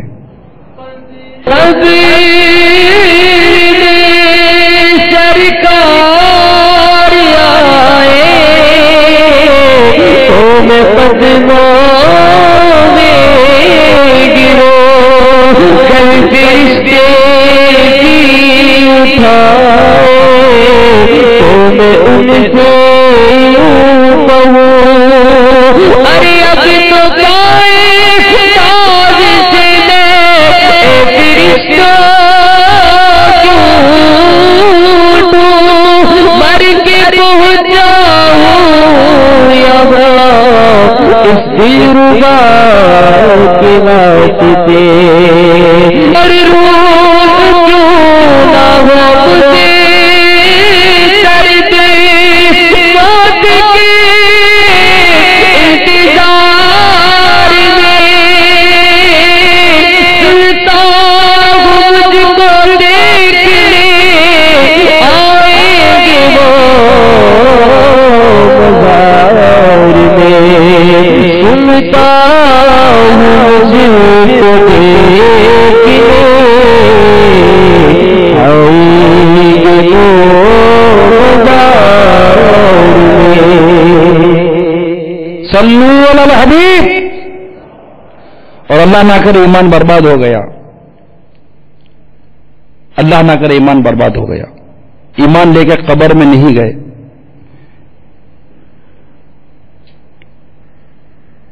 تو جو مسلمان نہیں ہوگا، اللہ کی رحمت شامل حال، اللہ ہم پر اپنی رحمت فرمائے اور ہمارا ایمان سلامت رکھے، تو جو برباد ہو جائے گا وہ برباد ہی ہوا جو ایمان سلامت لے کر نہیں گیا۔ ہائی ہاتھا لا ادری، ہر سوال کے جواب میں کہے گا افسوس افسوس میں کچھ نہیں جانتا۔ تو اسلام، ایمان اور اس پر استقامت یہ بہت بڑی نعمت ہے، اور یہ نعمت پر استقامت کے لیے اللہ تبارک و تعالیٰ کی فرما برداری ہمیں کرنی چاہیے، ہر وقت ہر گھڑی فرما برداری کرنی چاہیے، کہ اللہ کی نافرمانی یہ ایمان کی بربادی کا سبب ہے، خواہ اس کا تعلق نماز قضا کرنے سے ہو، خواہ اس کا تعلق گانے بازوں سے ہو، فلمیں ڈراموں سے ہو، بد نگاہی سے ہو، سود سے ہو، رشوت سے ہو، ناپ تول میں کمی سے ہو، ملاوٹ سے ہو، اجرت میں ڈنڈی مارنے سے ہو، خیانت سے ہو، بددیانتی سے ہو، بے پردگی سے ہو، بے حیائی سے ہو، ماں باپ کی نافرمانی سے ہو، بلا اجازت شرعی رمضان کے روزے قضا کرنے سے ہو، باوجود فرض ہونے کے زکوٰۃ ادا نہ کرنے سے ہو، باوجود حج فرض ہونے کے حج ادا نہ کرنے سے ہو، تو اپنے اعمال پر غور کریں. کہیں جوا کھیلنے کی وجہ سے، کہیں شراب پینے کی وجہ سے، نشہ کرنے کی وجہ سے، داڑھی منڈانے کی وجہ سے، اور مزید خلاف شریعت کی خلاف ورزی کرنے کی وجہ سے کہ اللہ ناراض ہو گیا، اس کے پیارے حبیب صلی اللہ تعالی سے روٹھ گئے اور ایمان برباد ہو گیا، تو رہا کیا؟ ایمان ہی برباد ہوگا تو کیا رہا؟ اب یہ خوش فہمی میں رہنا کہ جناب ایک بار ایمان مل گیا جا نہیں سکتا، ایسا نہیں ہے، واقعہ برابر ہے. ایمان کی سلامتی کی تو ہر ایک کو دعا کرنی چاہیے کہ اگر ایمان برباد ہوگا تو رہے گا کیا؟ تاجر کو زیادہ ڈر رہا ہے کہ اس کے بارے میں روایتیں بڑی سخت ہیں اور وہ بہت زیادہ گناہ میں پڑ جاتا ہے. اس کو تو بہت زیادہ احتیاط کرنے کی، صدقہ خیرات کرنے کی، اللہ کی راہ میں خرچ کرنے کی حاجت ہے، صلہ رحمی کرنے کی حاجت ہے، بہت زیادہ اس کو حاجت ہے. میں مذاق نہیں کر رہا، اب سنجیدہ ہو جائیے. بہت زیادہ حاجت ہے تاجر کو اللہ سے ڈرتا رہے اور اپنے مال کی مکمل زکات ادا کرتا رہے. اگر یہ ہزاروں لاکھوں کروڑ پتی اربوں پتی مسلمان سیٹھ، میری بات کان کھول کے سنو، زکات درست ادا کر دو، اس قوم سے غربت ختم ہو جائے گی. اپنے اندر انفاق فی سبیل اللہ کا جذبہ پیدا کرو. ٹھیک ہے، جو ایک ضرورت بیوی بچوں کی آپ کے بعد رہ سکتی ہے وہ رکھنا چاہیے، جس کا میں نے بیان باہر شریعت کی روشنی میں کیا ہے، لیکن اس امت پر، اس قوم پر خرچ کرنے کا ذہن رکھو. اپنے اطراف میں دیکھو، آپ کی بہن کا حال دیکھو، آپ کے بھائی کا حال دیکھو، خالہ پھوپھی نانا نانی ماں باپ، ان کا حال دیکھو، اور نفلی صدقات کا ذہن رکھیں. صرف زکات ہی ٹھیک ہے، زکات دے دی، آپ کا فرض ادا ہو گیا. میں نہیں کہتا کہ نفلی صدقہ نہیں کرو گے تو مر جاؤ گے یا پھنس جاؤ گے. اللہ تعالیٰ نے جو شرعی طور پر ہم پر فرض واجب کیا آپ نے وہ ادا کر دیا، اس کا انکار نہیں، لیکن یہ دیکھو کہ وہ بھی پورا ادا کر رہے ہیں. آپ خوش فہمی میں مت رہیے، خدا را خوش فہمی میں مت رہیے. بار بار ہر اجتماع میں کہتا ہوں، خوش فہمی مت رہیے. بلکہ آپ کی داڑھی کے بال سفید ہو گئے، بلکہ آپ کے سر کے بال سفید ہو گئے، آپ کے چہرے پر جھڑیاں پڑ گئی ہے، آپ کے ہاتھ میں ڈنڈی آ گئی ہے، ساری دنیا حاجی صاحب کہہ کے پکارتی ہے، سیٹ صاحب کہہ کے پکارتی ہے. جو دنیا کہتی ہے کہنے دو. عند اللہ ہم کیا ہے ہم نہیں جانتے. عند الشرع اپنی اسکیننگ کروا لیجئے، اور اگر واقعی بوڑھے ہو گئے، بڑی عمر ہو گئی ہے، تو آگے کوئی منزل ہی نہیں ہے، موت کے سوا کوئی منزل آگے نہیں ہے. تو زیادہ ضرورت ہے اپنی صلح اور صفائی کروا لینے کی کہ ایسا نہ ہو کہ میں مر جاؤں اور میرے سر پر بھارے گرا کہ اتنی زکات باقی رکھ کر مر گیا میں. تو کون سے دروازے بند ہے ہمارے دارالفتاء کے علماء اہل سنت کے؟ جائیں معلومات کر لیجئے. اور جو زکات باقی ہو جس کا دینا علماء اہل سنت فرما دے، مفتیان اسلام فرما دے کہ اس کا دینا فرض ہے. ہر عام مسجد کے امام کے پاس جانے کا میں مشورہ نہیں دے رہا ہوں، برا مت مانیے گا. ہر مسجد کا امام عالم نہیں ہوتا، ہر کوئی شرعی مسئلہ درست بتا دے لازمی نہیں ہے. ماشاءاللہ دعوت اسلامی کے یہ اسلامی بھائیوں سے پتہ پوچھ لیجئے، یہ آپ کو مفتیان اسلام الحمدللہ علماء اہل سنت کا پتہ بتا دیں گے، دارالفتاء کا پتہ بتا دیں گے. خواہ وہ ہند میں ہو، بنگلہ دیش میں ہو، UK یورپ میں ہو، امریکہ میں ہو، پاکستان میں ہو، جہاں کہیں بھی اس وقت آپ ہیں، اپنی خلاصی کروا لی. تو میں عرض کر رہا تھا کہ جتنے بھی سب مالدار ہیں، اگر آپ مالدار ہیں دنیا میں جہاں بھی سے مجھے سن رہے ہیں، اللہ تعالیٰ نے جو آپ کو مال دیا ہے اسے اللہ کے بندوں پر خرچ کریں. انفاق فی سبیل اللہ کا ذہن رکھے، اللہ کی راہ میں مال خرچ کرنے کا، اور اس امید پر اللہ کی رحمت پر نظر رکھے کہ جو اللہ کی راہ میں مال خرچ کرتا ہے اس کا مال بڑھتا، گھٹتا نہیں بلکہ بڑھتا ہے۔ جو اللہ کی راہ میں ایک خرچ کرتا ہے اللہ تعالیٰ اس کے مثل سے 10 عطا فرماتا ہے۔ پھر اس مال خرچ کرنے کا تعلق امیری سے بھی نہیں ہے، اس کا تو تعلق دل سے ہے۔ آپ امیر ہو یا غریب ہو، اللہ تعالیٰ نے آپ کو سخاوت والا دل دیا ہوگا، آپ اس کی راہ میں خرچ کرو گے۔ خرچ کریں۔ آپ بولو کہاں خرچ کریں؟ الحمدللہ آپ کے پاس مصارف کم نہیں ہیں، رشتہ داروں کو دیکھے، غریبوں کو دیکھے، یتیموں کو دیکھے، جو اللہ تعالیٰ کے بندے حقدار ان کو دیکھیں، بالخصوص اپنے گھر میں دیکھیں، ماں باپ کو دیکھیں۔ میں نہیں کہتا ماں باپ کو زکات دو، اللہ تعالیٰ اتنا دیا خرچ کرو ماں باپ کے اوپر۔ جب ہمارے پاس نہیں تھا تو ماں باپ نے ہم پر خرچ کیا تھا، آج اگر آپ کے پاس ہے تو ماں باپ پر خرچ کریں۔ اپنے نوکر چاکر کو دیکھیں، ان کو اگر واقعی ضرورت ہے، جو واقعی ضرورت مند ہے اس کو خرچ کریں۔ اللہ کے بندوں کے جو حقوق ہے وہ ادا کریں، احسان کریں، عدل کریں۔ پھر میں کہتا دعوت اسلامی کی طرف دیکھیں، غریبوں کا حق، جو رشتہ داروں کا حق ہے وہ لے کر میں نہیں مطالبہ کروں گا۔ الحمدللہ امیر سنت نے ایسا ہی ذہن دیا ہے۔ دعوت اسلامی کو دیکھیں، مدنی چینل کو دیکھیں، بغیر ایڈورٹائزمنٹ کے، بغیر اشتہار کے مدنی چینل چل رہا ہے، کوئی موسیقی نہیں ہے، کوئی حیرت نہیں ہے، 100% اسلامک چینل، مدنی چینل آج آپ کو گھر آ کر اسلام کی تعلیم دے رہا ہے۔ ہماری اصلاح کا کتنا بڑا ذریعہ بنا ہوا ہے ایسا مدنی چینل۔ اور مدنی چینل کو اپنے اختیار دیجیے۔ روز کے 6 لاکھ سے زیادہ مدنی چینل کے اخراجات ہیں اور بڑھتے جا رہے ہیں۔ جامعۃ المدینہ جہاں علماء بنتے ہیں، مدرسۃ المدینہ جہاں حفاظ بنتے ہیں، مسجدیں بنانی آئیے، دعوت اسلامی مسجدیں بناتی ہے، دیجیے۔ اور جو دے کر بھی آپ اپنے لیے بھلا کریں گے، آپ بولو میں نہیں دیتا ہوں، ٹھیک ہے کوئی اور دے دے گا، کوئی اور دے دے گا، اللہ کا دین کا کام ہے، رہے گا تھوڑی۔ یہ تو میری خوش قسمتی ہوگی، میرے مال کی خوش قسمتی ہوگی کہ میرا مال درست مقام پر اللہ کی راہ میں خرچ ہو جائے، تو اللہ کی رحمت ہوگی۔ میں تو آپ کو دعوت دیتا ہوں، درست راستے کی طرف دعوت دیتا ہوں، اور سارے طریقہ کار بتا کر آپ کو دعوت دے رہا ہوں۔ اندر دعوت اسلامی میں علماء کی خدمت، مفتیان کرام کی خدمت، طلباء کی خدمت، حفاظ کی خدمت، مساجد کی تعمیر، اور دنیا بھر میں جو اسلام کے ڈنکے بجتے ہیں، ذرا ایک نظر دیکھو تو صحیح ہے دعوت اسلامی میں کیا کمی ہے۔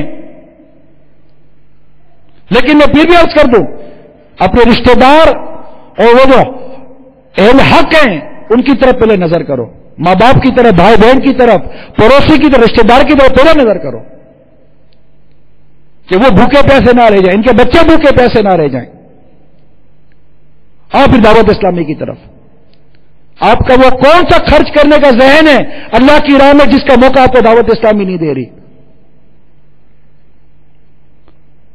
اور دعوت اسلامی جتنی زیادہ ترقی کرے گی انشاءاللہ عز و جل اتنی زیادہ سنتوں کا پیغام اور میرے آقا اعلی حضرت کا نام دنیا کے چپے چپے میں پہنچے گا۔ اتنے زیادہ عاشقان خواجہ اور عاشقان داتا آپ کو نظر آئیں گے۔ آ جاؤ، تن من دھن کے ساتھ دعوت اسلامی کے ہو جاؤ، اپنا لباس، اپنی وضاقت، اپنا حلیہ بھی دعوت اسلامی جیسا کہتی ہے سنت کے مطابق۔ دعوت اسلامی کیا کہتی ہے؟ سنت کے مطابق۔ اگر دعوت اسلامی یعنی امیر اہل سنت کو لباس ہمیں دیتے ہیں تو اس میں کیا ہے؟ سنت کے مطابق۔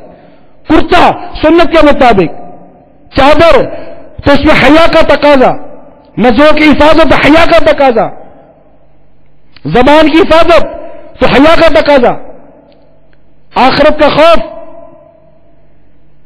میرا امیر سنت تو ایسے الحمدللہ کہ صدیق اکبر رضی اللہ تعالیٰ عنہ کہ وہ ادا کے منہ میں پتھر رکھنے کی اس ادا کو بھی ادا کریے میرا امیر علیہ سنت نے۔ فخر کرو اس امیر علیہ سنت کے اس کردار پر، فخر کرو ان کی نظروں کی حفاظت پر، فخر کرو ان کے لباس پر فخر کرو کہ اس دور فتن کے اندر ایسا خوبصورت اور اتنا حیا والا لباس اور اتنی حیا والی ادائیں لے کر آج یہ ہمارے درمیان آقا کی سنتوں کو عام کر رہے ہیں. فخر کرو اللہ کی اس نعمت پر, اللہ کا شکر ادا کرو اور ہاتھ اٹھا اٹھا کر دعا کرو, یا اللہ امیر علیہ السلام کو سلامتی اور درازی عمر بالخیر عطا کر کہ جس نے ہم پر اس قدر سنتوں بھرے پیغامات پہنچائے ہیں. یہ کون کرتا ہے؟ یہ کون کرتا ہے؟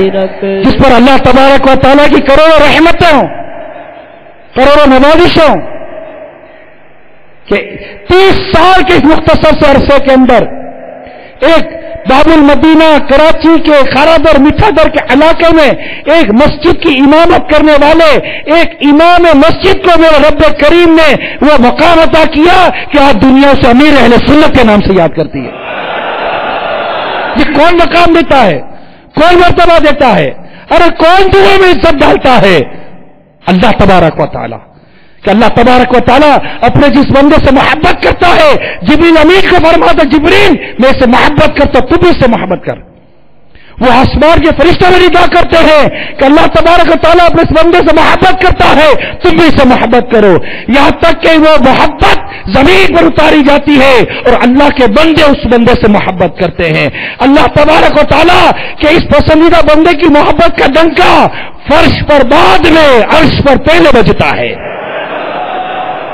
اس سے محبت کی جائے, اس کی اطاعت کی جائے کہ یہ ہمارے آقا اعلی حضرت امام اہل سنت کی محبت کے جام پلا رہے ہیں, یہ ہمیں اس طریقے پر چلا رہے ہیں جو طریقہ میں اعلی حضرت نے بتایا. اعلی حضرت نے کون سا طریقہ بتایا؟ جو طریقہ غریب نواز سے بتایا.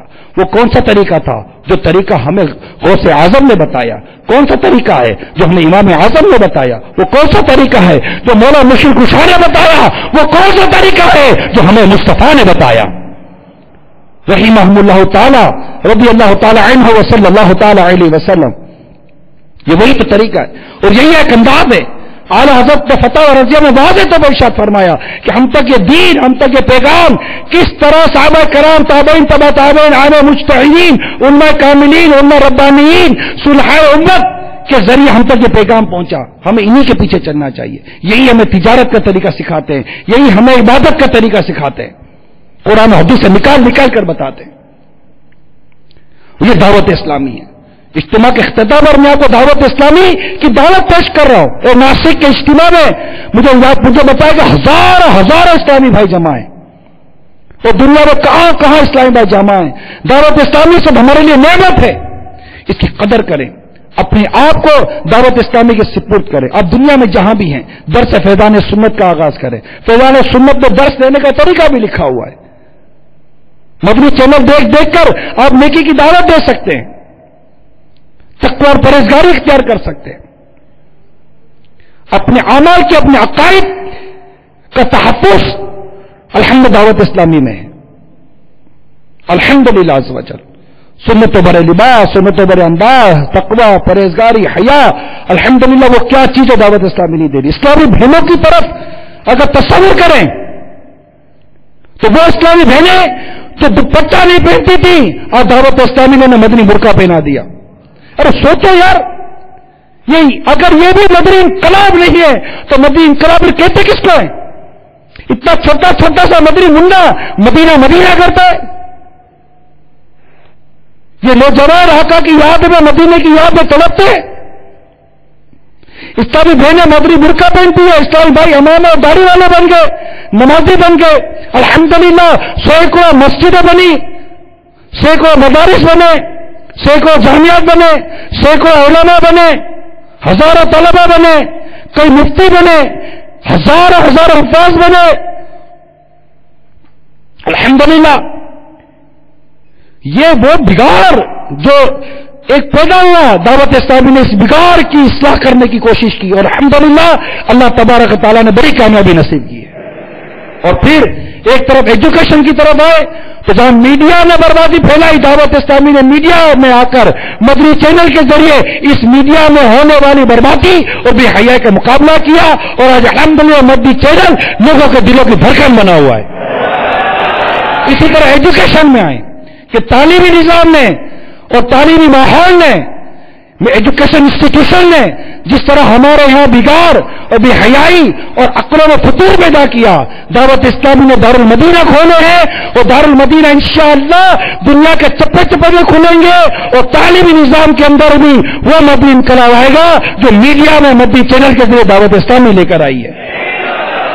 الحمدللہ آپ آگے آؤ یار، بہت کام کرنا، آپ آگے آئیے، کوشش کیجئے، اپنا مال اپنی دولت کا منہ دعوت اسلامی کے لیے کھولو، اپنا وقت دعوت اسلامی کے لیے کھول دو، آ جاؤ۔ اور امیر سنت کے خون پسینے سے سینچی گئی یہ غیر سیاسی عالم کی تحریک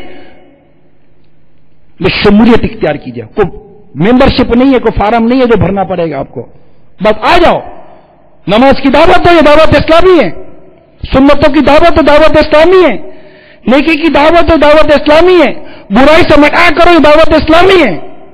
اور کیا دعوت اسلامی؟ آقا کی غلامی، آقا کی غلامی، آقا کی غلامی۔ دعوت اسلامی کے دو تو مدنی کام آپ کو دیے، مدنی قافلہ، مدنی انعام۔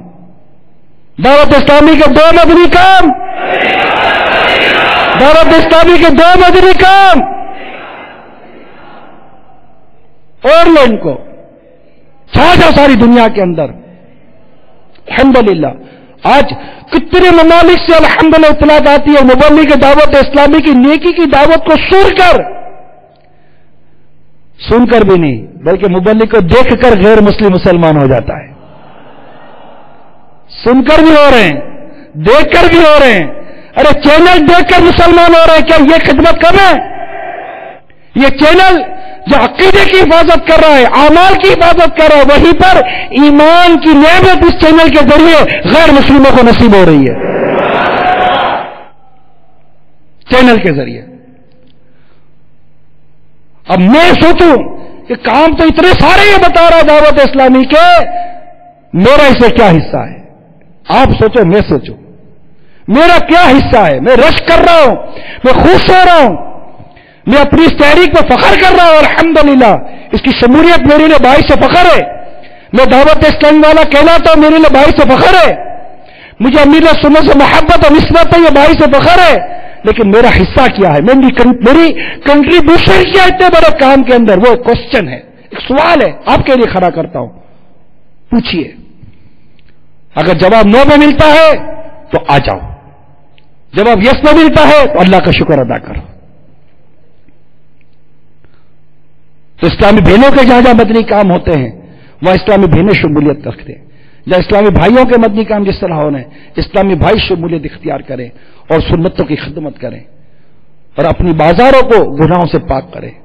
اگر میرا یہ جتنے دعوت اسلامی کے محبت کرنے والے سننے والے سے مدنی چینل پر، آپ تصور کرو اگر ہم سب مل کر اپنی بازاروں سے گناہوں کو باہر نکالیں، ہم سب ایمانداری دیانتداری کے ساتھ تجارت کریں اور نوکری کریں، جتنے بھی سب مجھے سن رہے ہیں پلیز تھوڑی دیر کے لیے تحمل کریں، ہم سب مل کر، صرف ہم سب کی بات کر رہا ہوں، ٹھیک ہے، جو اس وقت مدنی چینل پر ہیں یا یہاں فیضان مدینہ میں ہیں، صرف ہم سب کی بات کر رہا ہوں، ہم سب مل کر اپنے بازار کو، اپنی کاروبار کو، اپنی نوکری کو، اپنی تجارت کو شریعت کے دائرے میں لے لیں۔ سچ بتائیے، کیا کاروبار اور تجارت کے اندر مدنی انقلاب آئے گا یا نہیں آئے گا؟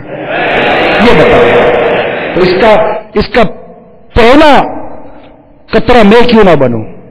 اور وہ اسلامی بہنیں جو سب مدنی چینل پر ہیں، آپ سوچو کہ بلا حاجت شرعی میں گھر سے نہیں نکلوں گی، بازار نہیں جاؤں گی، آپ بتائیں بازار کے اندر کیا رہ جائے گا یار؟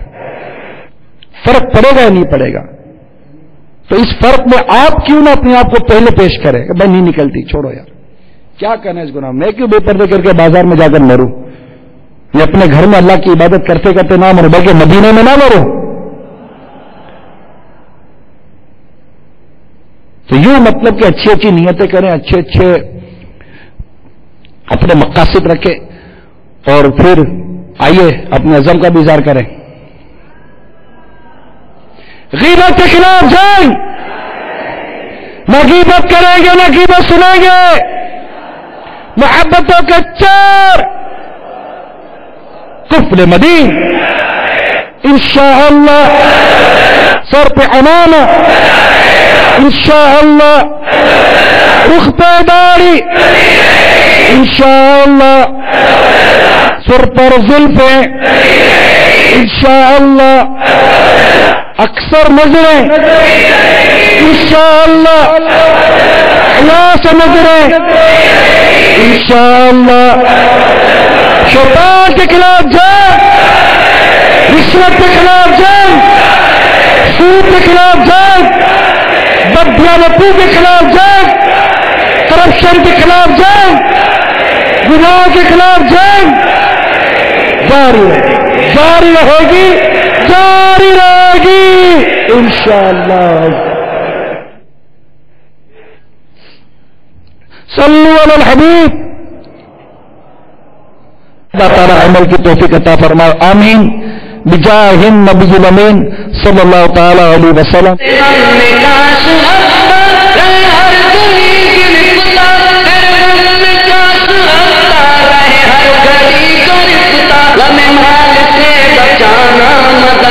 मदीने वाले मदनी, मदीने वाले मदनी, मदीने वाले